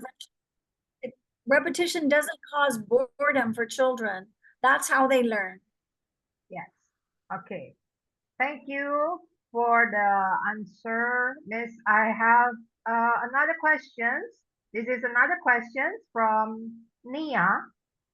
The explanation is pretty clear and awesome. However, as a kindergarten teacher, that most of my students do not speak English as the first language. Most of them do not know the meaning. Do you have tips for me to introduce storytelling to them? Right. Again, for something like this, I would look also on the platform Compass Publications, because the lessons and the stories are all pretty well thought out. With vocabulary the students need to read it. Even, to be honest, and the Three Bears, I really embellished the story. It's actually much shorter on the one with the Goldilocks as a little white girl is actually much shorter than that. It's a much lower level. but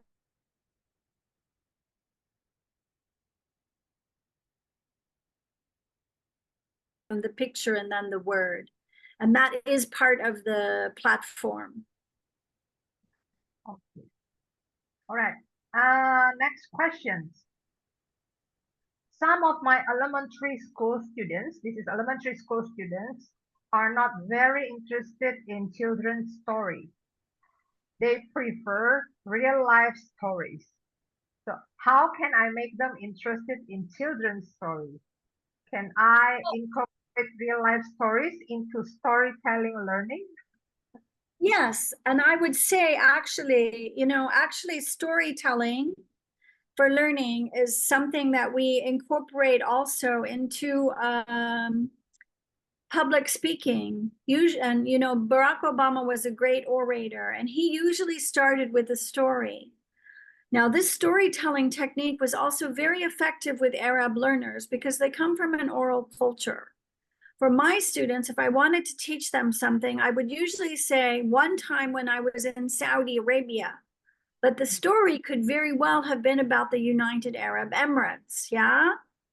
But when I said one time when I was in Saudi Arabia to start the story, then they wouldn't, they wouldn't feel uncomfortable because I was telling a story about their own culture.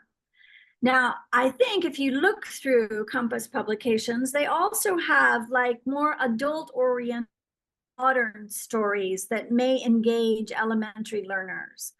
I wish they did have more Asian stories, like more stories about, BTS and stuff like that, Korean soap operas, the stuff Asian people, and not only Asian people, but the whole world is starting to love Asian stuff, and manga, So they do have some on the platform itself. They do have some stories that are probably more engaging for elementary learners. And I do appreciate very much what you're saying, that at a certain age, even for adults, because I looked at this platform myself for my students, because I'm starting an extensive reading program at Universitas Pattimura, where I teach here in Ambon. And I can't use the things on the platform because it is for too young of children. I wish I had more adult readers or a platform for adult learners. Yes. Okay. Thank you for the answer. I think it's very clear. We can use the children's stories, but if your students, Miss Rizkia, they like real life stories, you can try to create it. Okay. Okay. Next question, Miss Melanie. Next question from Mr. Herlambang. Most teachers let the students dramatize the story in the storytelling contest. Is it good? It's good. And I would say one thing that's very easy to do to help students dramatize the story, even in Indonesia, you can have like a box of old clothes, right? In your children's classroom, so they can dress up a little bit when they're playing a character, right? Yes, yes. That's not expensive, right? I'm sure even in Indonesia, people have clothes they don't wear. It's too small or too big, or it has a hole in it. So you can get a box of clothes items that the children can enjoy dressing up with when they act out the story. Yeah. And I think you could probably even do things like make costumes if you wanted to act out something like the Three Bears. I'm sure it's not expensive, and it's very easy in Indonesia to have like a bear face mask made or something like that. So, just keep it all in the box. There's one nice story I looked at on the program. It was about pets. And I said, how relevant is this to Indonesia? Because it's about a bunch of children that take all their pets to the doctor. But the veterinarian was coat and scrubs. She looked like a doctor, even though she was a veterinarian. So I think if you actually look in the platform, and I think it's free, right? The platform is free for a while longer, this one more semester or something. Yeah, free trial. I mean, that's a good deal because then you can actually see what they have. And they did have some nice, everything wasn't Goldilocks and the Three Bears. They did have some modern stories with modern cities.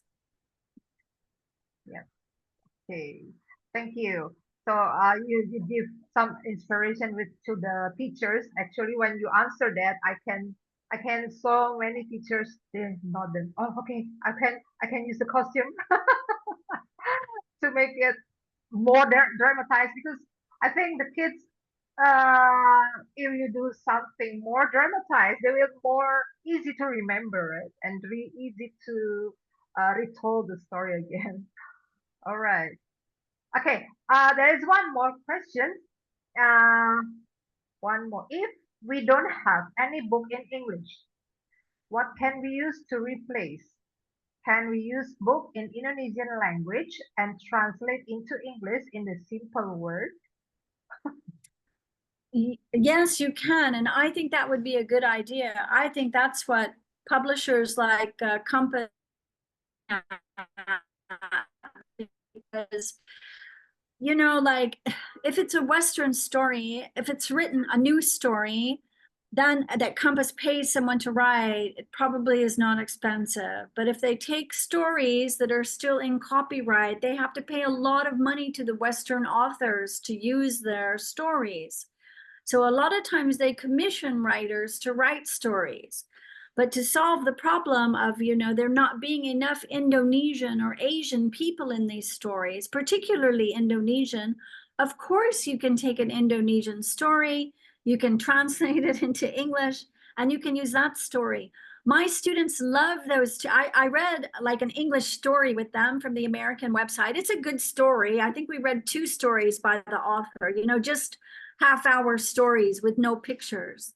But when I found those 2 Indonesian out-of-print stories, my students loved those books, both of them. I thought the one about fire in the mountain was boring, you know, because little boy, fire in the mountain, farmer's kid runs to town, gets involved with the bad crowd, gets reunited with his family. But my students were like, oh, and they're adult students. So young people, you know, people love seeing themselves in the stories. Yes, okay. All right. Thank you, Miss, for the answer. There is one more question. Mr. Bambang, he raised the hand already. Okay, I give you the time. You may turn on your microphone. Pak Bambang, silakan. Masih mute, Pak Bambang.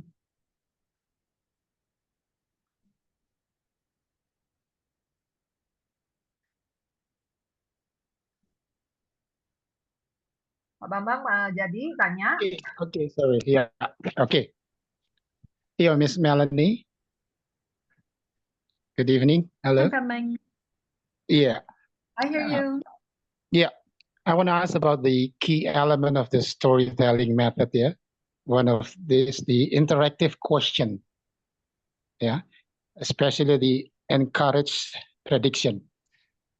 I try to say if the situation is this, one of student, you ask the student to predict, yeah, the story, but he or she try to dominate the conversation while ignore the other or the rest of the student. How can you let he or she to say more, or how can you stop it without hurting his eagerness to say the prediction?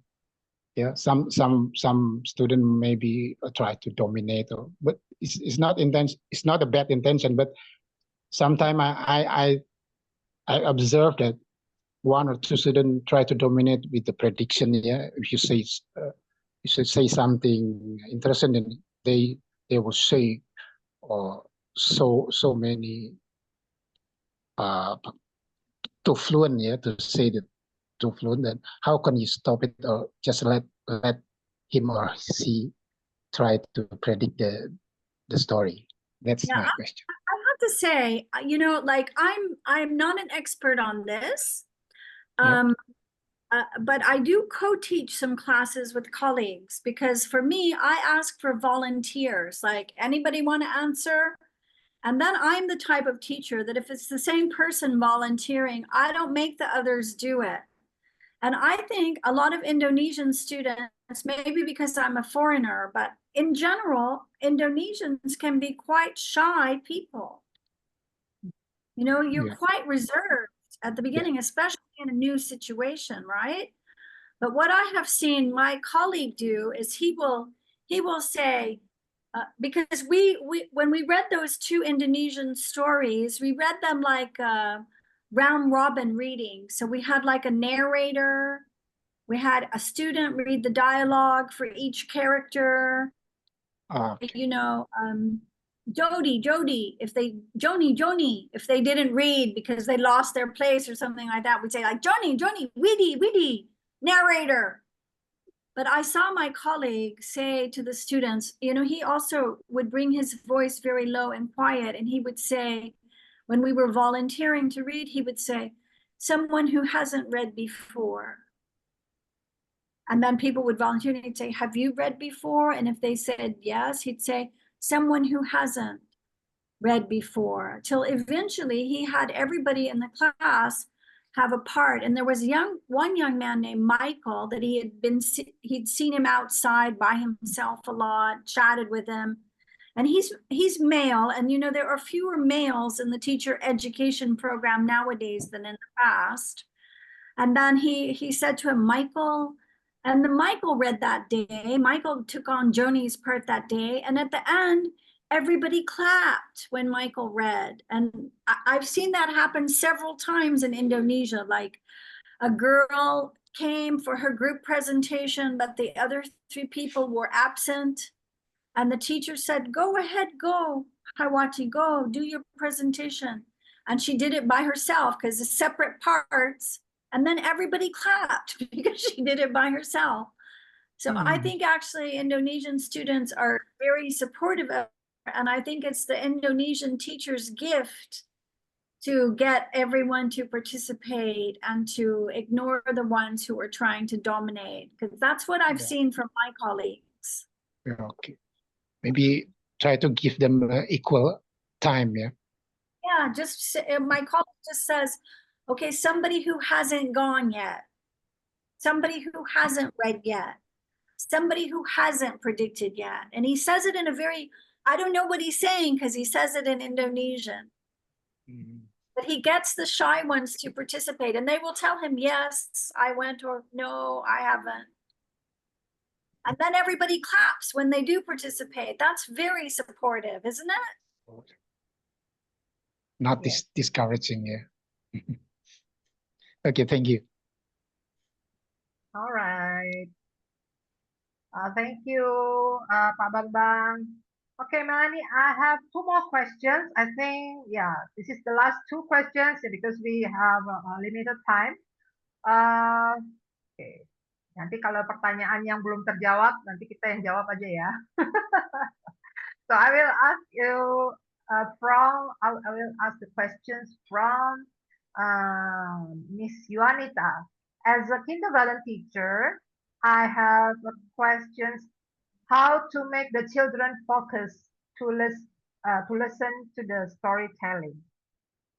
Okay, so this is from Miss Yuanita. How to make the children focus in listening to the storytelling. Okay. Again, I mean, it is useful if you have a nice book. I see somebody has written over here, let them draw and write their own story, which I think is a good idea. How to make the children focus. I am not an expert young teacher, okay? But I do know that one thing I have observed also is when the teacher's voice gets lower, the students' voices get lower. You need to create the atmosphere for getting ready for the story. Get your voice lower. And, you know, children also, they need to run and play at school to get rid of energy. But I think probably the most important thing about helping children focus is probably their diet and limiting the screen time, right? Yes. You know, children don't need to eat a lot of sugar. And I mean, when my children were in kindergarten, the teacher was very strict about what we were allowed to send for them to eat. And I think Indonesian children eat a lot of sweets. Mhm. I think also with the screen time, I mean, I hope that Indonesians are also educating the mom and the dads. And it's usually the more affluent moms and dads who will let their children play with the computer all the time. And I have seen young Indonesian children like 9 months old staring at a screen of the phone while the music plays and it's cartoons. It's not good for children either, is it? Yep. I mean, I know, I feel your pain. I really do, because we're bringing children up in a different world. But I will say, if your children do have a lot of screen time, something like this Compass publishing platform for reading oceans is very educational compared to other things they could be doing. It is educational. So it's worth it to try to see if it engages them. And like I said, if you're using something for the whole class, you can probably project it. And I don't know how long the students would stay engaged to something projecting for them like that without having these other things, you know, like a dress-up box or the ability to draw it. But I am not an expert at teaching kindergarten or elementary school, for sure.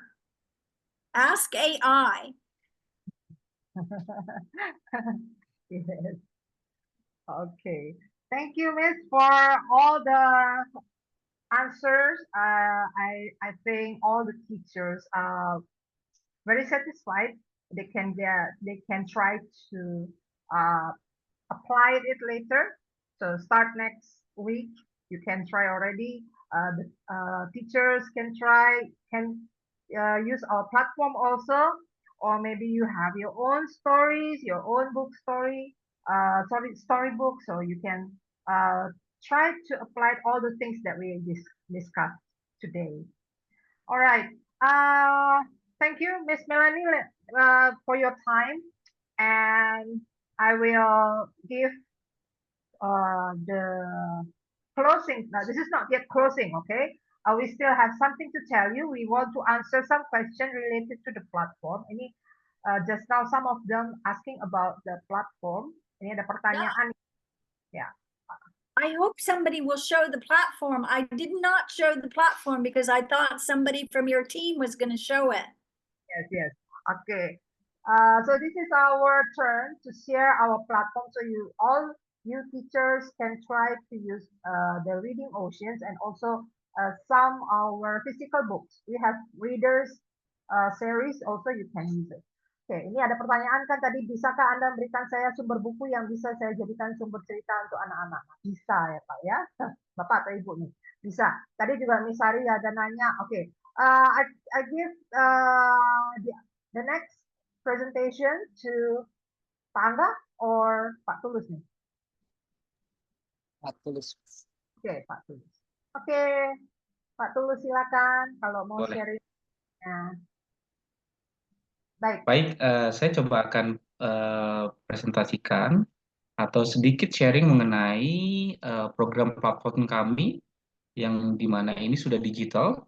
Jadi mau readingnya nanti di kelas ataupun readingnya di luar kelas itu bisa banget. Jadi seperti yang Miss Melanie bilang, buat yang semenarik mungkin supaya anak-anak nggak jenuh di kelas seperti itu ya. Kita coba sharing.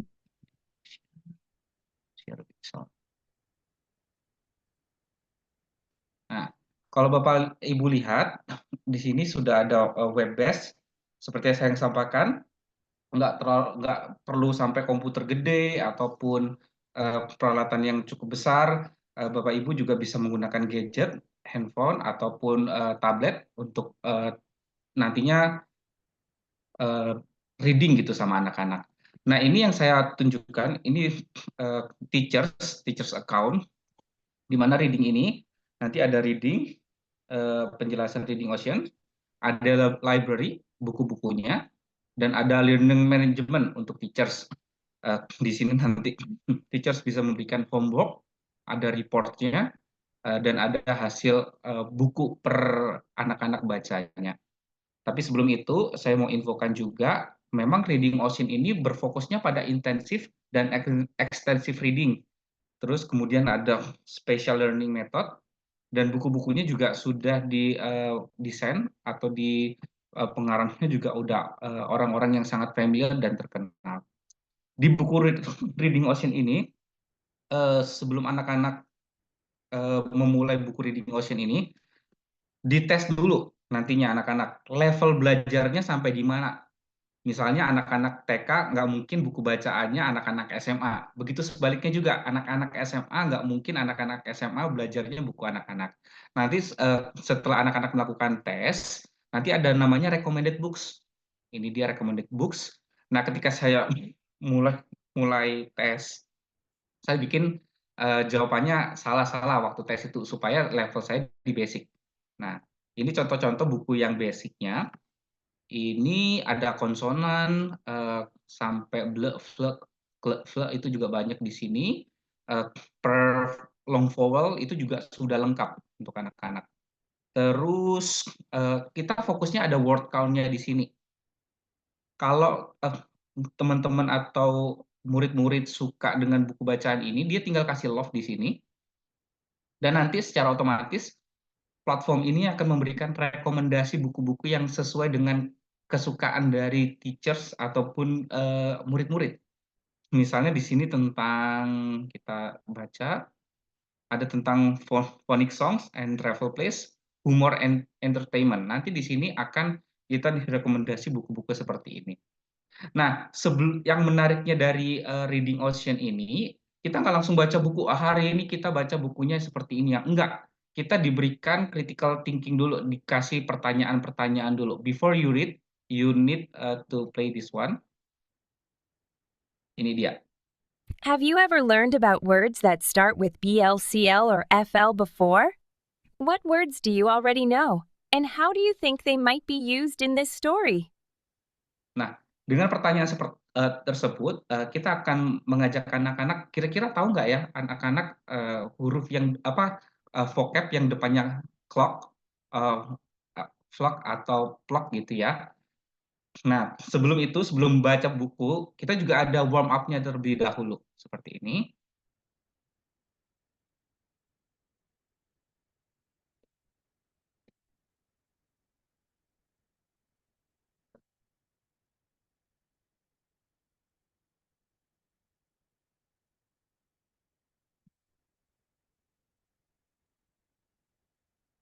Nah, ini dia.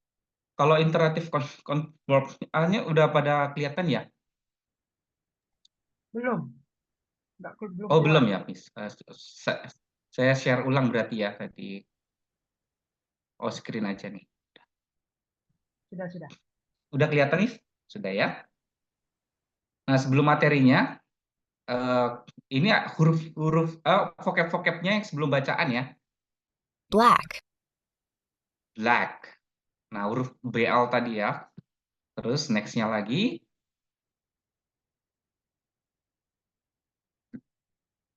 Jadi ada gambar dan ada sounds-nya. Blue. Blue. Ya, betul. Kenapa hal ini penting kita fokuskan? Karena Reading Ocean ini berfokusnya bukan hanya tentang reading aja, tapi kita fokusnya nanti pada output skills, di mana kita berfokus pada speaking sama writing-nya. Jadi harapannya membacanya dapat, speaking-nya anak-anak juga bagus. Gitu. Kita exit.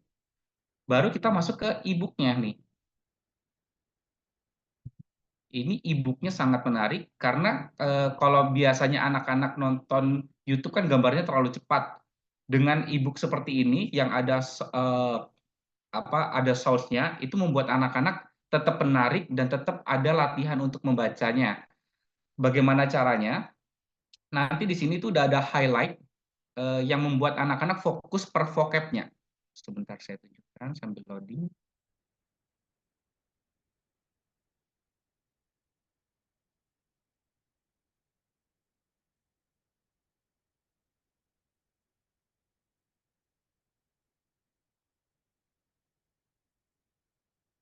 Ternyata koneksi yang sedang nggak bagus bukan hanya di Ambon, di Jakarta lagi nggak bagus juga.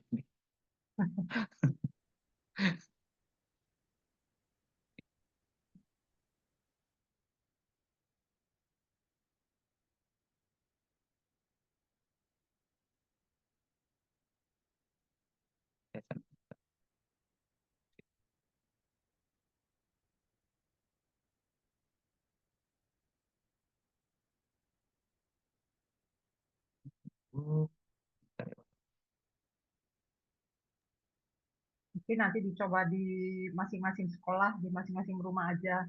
Ini kayak Boleh. koneksi bermasalah. Nggak apa-apa, saya sambil lanjutkan nanti sambil ke bukunya. Jadi nanti selain membaca buku, seperti yang saya sampaikan, fokusnya anak-anak ke writing-nya juga ada pendalaman lagi. Di sini anak-anak ada pertanyaan-pertanyaan di dalamnya tentang materi yang sudah dibaca tadi. Terus fokusnya kalau di Reading Oceans, yang pertama memang ada literasi di sini step 1, ada 4 activity yang dilakukan. Kemudian di sini step 2 ada activity tambahan untuk memperlengkap anak-anak, untuk memperkaya anak-anak kosakata-kosakatanya. Ada word flash, word match, dan speed reading. Saya buka lagi. Ini nah, ini ada speed reading, yaitu latihan anak-anak untuk latihan speaking-nya. Dia mengucapkan kata, nanti di sini kalimat, terus di-record. Anak-anak latihan speaking-nya untuk latihan storytelling, terus AI nanti membantu anak-anak untuk menganalisanya, tapi analisanya itu nggak langsung anak terima, tapi analisanya diterima oleh teachers-nya dan nanti teachers bisa kasih komen atau feedback kepada anak-anak, oh misalnya pronunciation-mu kurang lengkap atau intonasimu kurang tepat. Nah, nanti ada analisanya. Di sini ada nanti writing dan speaking untuk ini creativity. Ini nggak ada benar, nggak ada salah. Anak-anak bebas menjawabnya. Kembali ke buku. Sorry.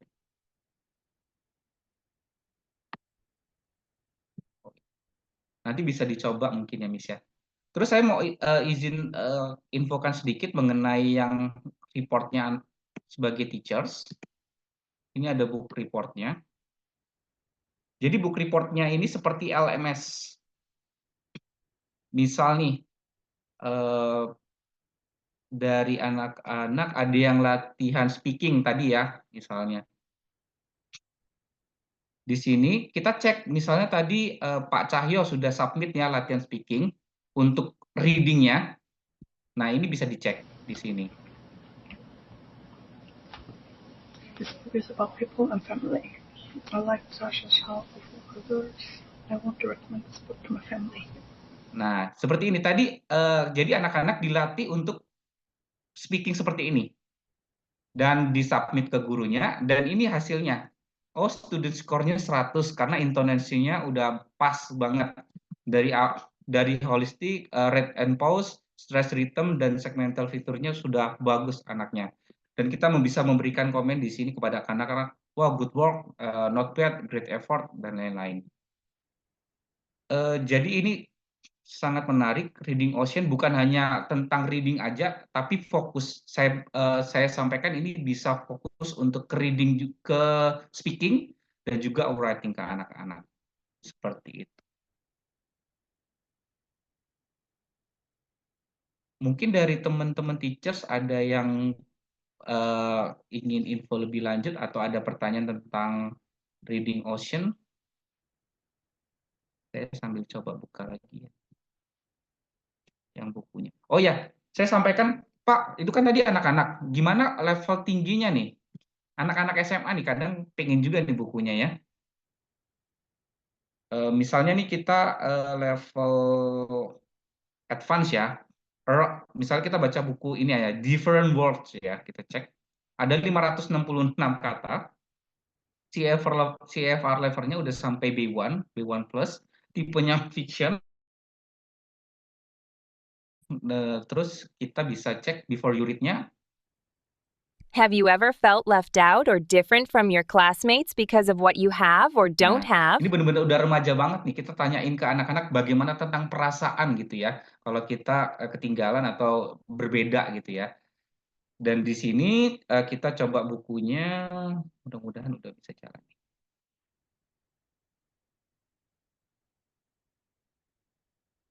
Oh, tadi saya belum klik ini.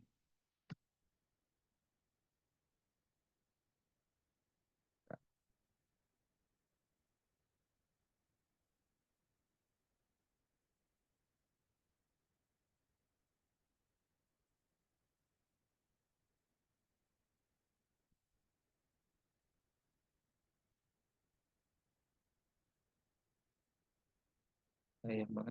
Kalau dari Miss Feby bisa itu nggak Miss, untuk yang pas di bacaannya gitu contoh.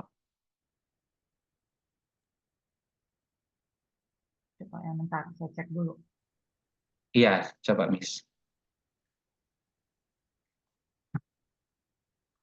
Nah, latihannya juga anak-anak, bukan hanya tentang word class, ada unscramble ya latihannya. Di sini juga ada.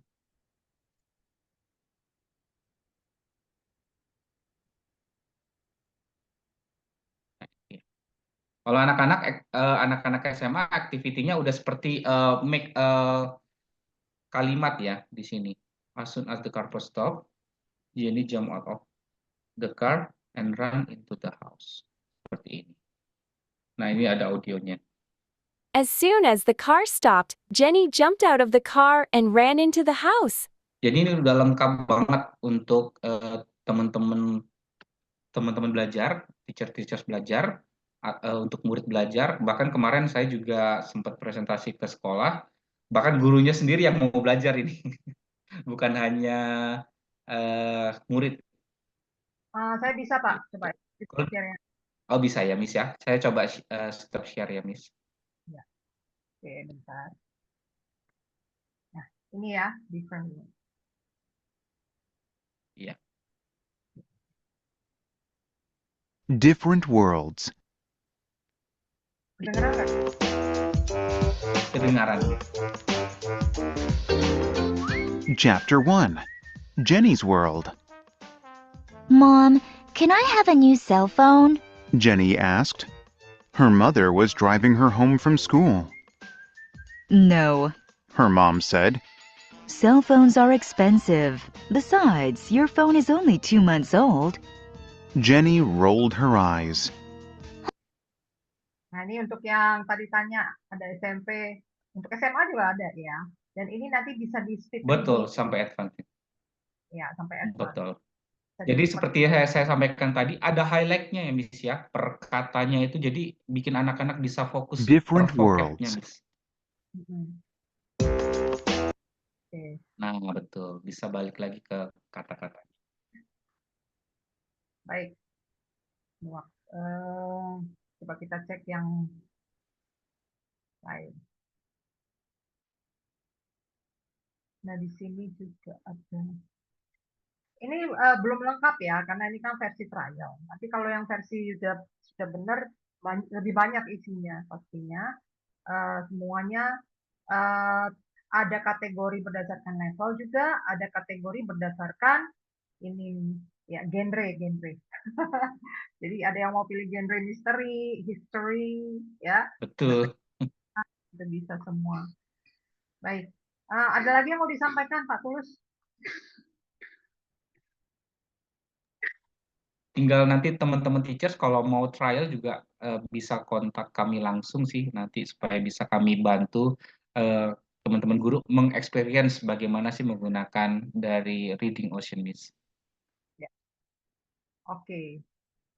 Baik, terima kasih Pak Tulus buat presentasi untuk platform Reading Oceans. Jadi kalau misalnya rekan-rekan guru di sini misalnya ingin minta kita presentasikan di kepala sekolah atau apa, silakan nanti kontak kita. Tapi kalau mau coba dulu di rumah atau di sekolah untuk ke siswanya, saya tadi sudah kasih link ya, link untuk isi daftar nama sekolahnya apa, gurunya siapa, nanti kita akan kirimkan login dan passwordnya juga, ya. Dan nanti kita juga minta guru-guru sebagai aplikasi. Tadi sudah mendengarkan storytelling method dari Miss Melanie. Nah, siapa tahu mungkin di antara kalian ada yang mau buat storytelling video untuk event Hari Guru, silakan ya, pakai materi cerita yang ada di Reading Oceans. Boleh ya, boleh dibuat videonya, mau pakai kostum boleh, enggak juga nggak apa-apa ya. Jadi ini untuk membuat anak-anak jadi lebih semangat mau baca, terus kita videoin, terus nanti anak-anak juga menceritakan dengan cara mereka sendiri. Nanti kita bisa lihat bagaimana anak-anak antusias, dan nanti kami akan posting di media sosial juga. Nanti kalau yang 3 terbaik kita akan berikan hadiah. Ada yang mau tanya lagi? Maybe some of you want to ask more about the platform. Okay. Thank you, Miss Melanie. Your lecture this evening inspired me to make my class interesting. This is from Mr. Herlambang. Apakah videonya harus bersama anak-anak, Miss? Missnya ya sebaiknya bersama anak-anak ya, satu juga nggak apa-apa. Ya. Okay, do you still have questions related to the topics or the platform? Maybe sebelum before the closing, saya kasih satu lagi, mungkin ada yang mau tanya terakhir. Tapi semua mau coba ya? Do you want to try it? Boleh jawab boleh jawab di chat. Siap. Ada yang mau trial untuk platform Reading Ocean? Semua mau coba? Oke. Ada juga yang sebentar. Baik, ada satu lagi. Kita akan presentasikan satu lagi. Ini Pak Cahyo yang akan kasih tahu info. Ini buku fisik ya. Kalau tadi kan platform digital. Nah, anak-anak kan juga harus diperkenalkan juga dengan buku fisik ya. Buku yang bisa dipegang, bisa dilihat juga. Baik, saya persilakan waktunya Pak Cahyo. Ya, terima kasih Bu Femi ya. Suara saya terdengar jelas ya, Bu Femi ya? Ya, jelas ya. Oke. Ya, saya izin untuk sharing screen terlebih dahulu. Ya, sudah terlihat di layar ya, Bu Femi ya? Masih putih kok. Ada. Ya, jadi sekilas saja Bapak Ibu sekalian. Nah, ini ada satu berita, kalau yang tadi banyak serius, nah ini mungkin dari saya sedikit saja. Nah, ini ternyata mungkin yang kemarin sempat mengikuti Timnas Indonesia, ini ada berita bahagia karena ternyata setelah didesak dunia, ternyata wasit dipecat dan gol Bahrain ini dibatalkan. Jadi kalau yang mengikuti Piala Dunia kemarin kan, Bahrain ini ternyata melakukan gol ya. Dua-dua di menit tambahan yang sudah ditetapkan di awal gitu. Jadi melebihi dari menit yang ditambahkan di awal seperti itu. Dan berita ini pun juga dimuat di berbagai media sosial, termasuk salah satunya juga di TikTok dan juga di website media berita di Indonesia seperti itu. Tapi ternyata Bapak Ibu sekalian ini semua adalah hoax ya. Jadi ternyata berita-berita ini adalah berita hoax yang mana kita sebenarnya bisa berpikir kritis untuk mengecek terlebih dahulu apakah berita-berita yang hadir, entah itu di YouTube, entah itu di TikTok, ataupun di media platform berita lainnya, ini benar atau tidak gitu.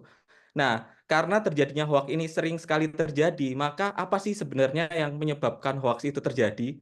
Salah satunya adalah ternyata karena literasinya rendah, ini sebabkan masyarakat di Indonesia itu mudah percaya hoax. Jadi nggak usah kaget ya Bapak Ibu sekalian ya, jika sering ada berita, kemudian berita itu belum tentu benar, sudah banyak yang menyebarkan di WhatsApp ataupun aplikasi sosial media yang kita punya seperti itu. Nah, karena ini juga ternyata tingkat literasi masyarakat Indonesia itu di ASEAN juga bisa dibilang cukup rendah dan akhirnya juga kalah dengan beberapa negara jiran seperti Singapura, kemudian juga Thailand, Malaysia, seperti itu ya, Bapak Ibu dan juga sahabat guru lainnya. Nah, dari sinilah juga akhirnya Kementerian Pendidikan kita membuat sebuah arahan agar untuk meningkatkan literasi dan kecintaan baca dari anak-anak kita, ini diharapkan agar ada namanya perjenjangan buku untuk meningkatkan kecintaan. Nah, perjenjangan buku ini yang dimaksud adalah bagaimana buku-buku yang dihadirkan ini sesuai dengan minat baca, sesuai dengan level dari anak-anak kita, seperti itu. Jadi misalnya levelnya di A1 seperti itu. Nah, jangan sampai levelnya ini di A2 yang dibaca gitu, agar peserta didik ini tidak bosan.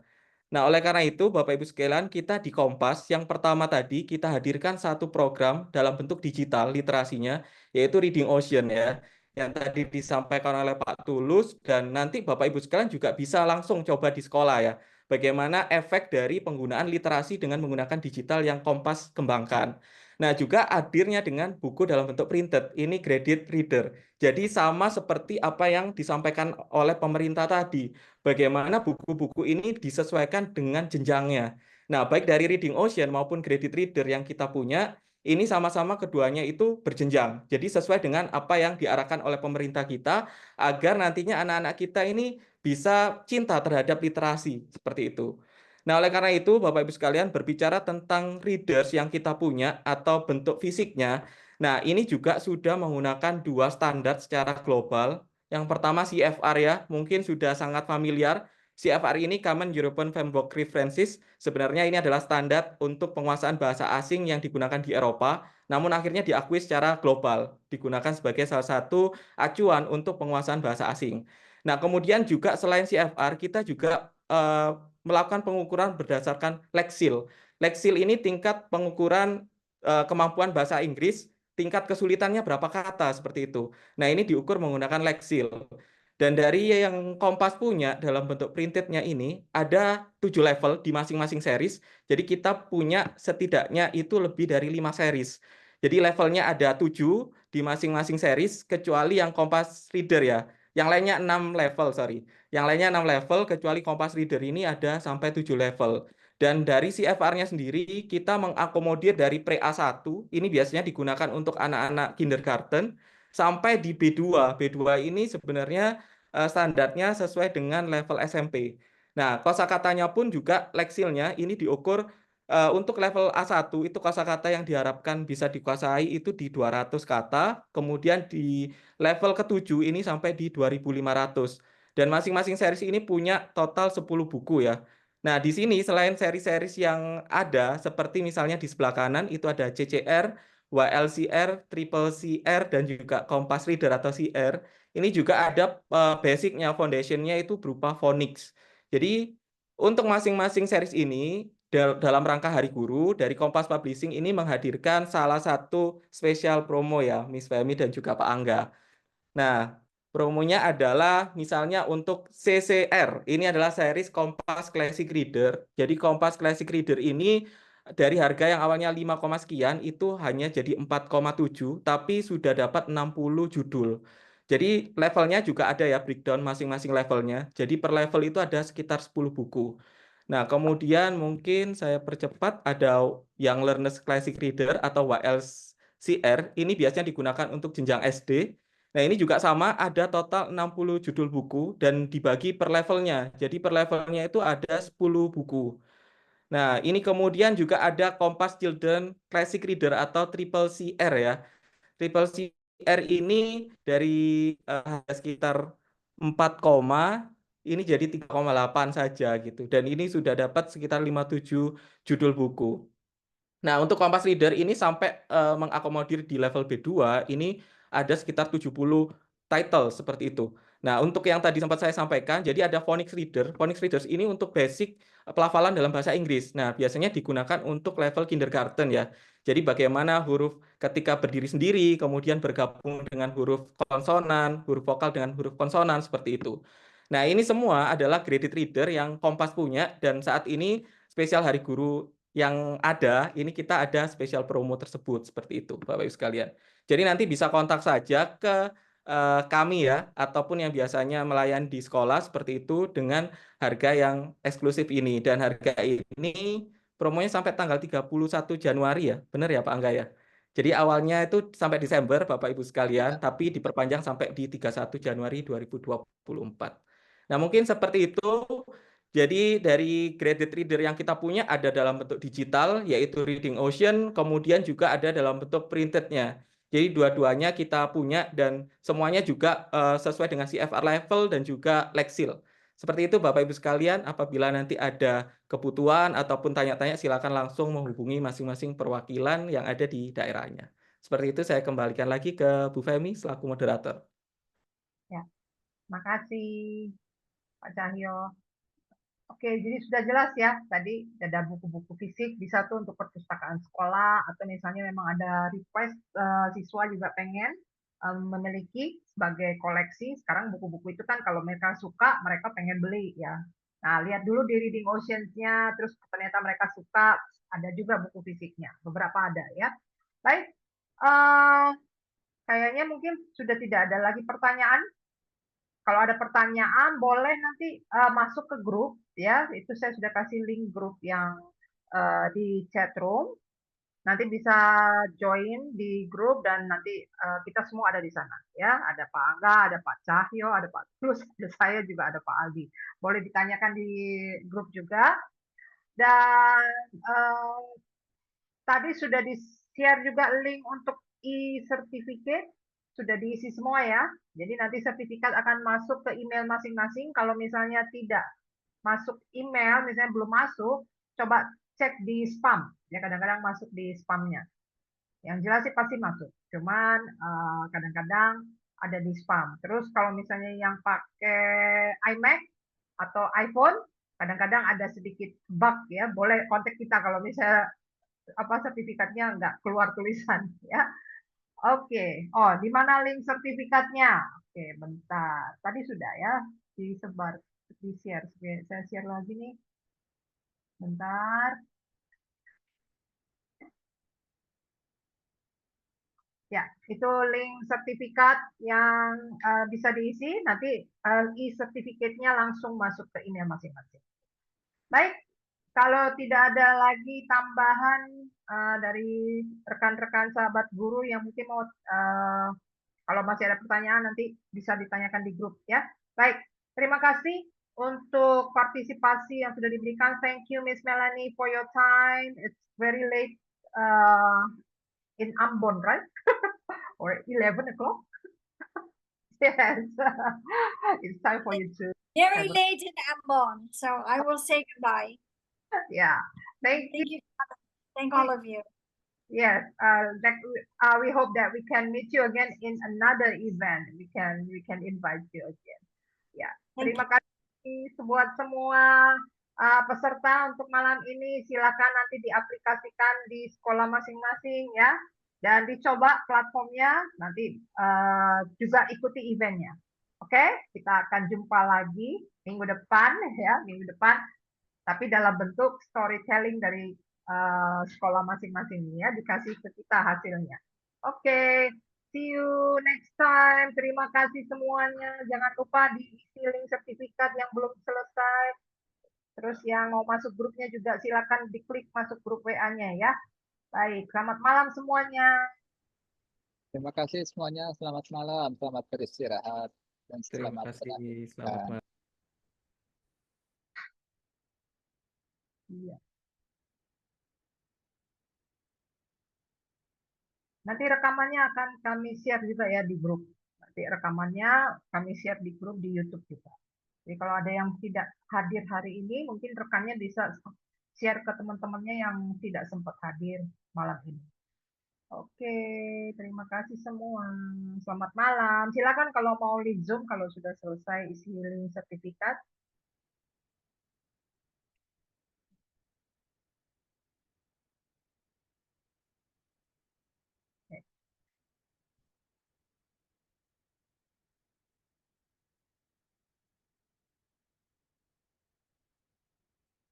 Baik, saya izin untuk leave ya, karena saya hostnya ini langsung keluar ini berarti.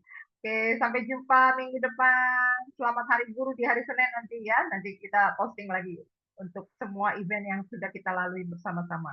Thank you.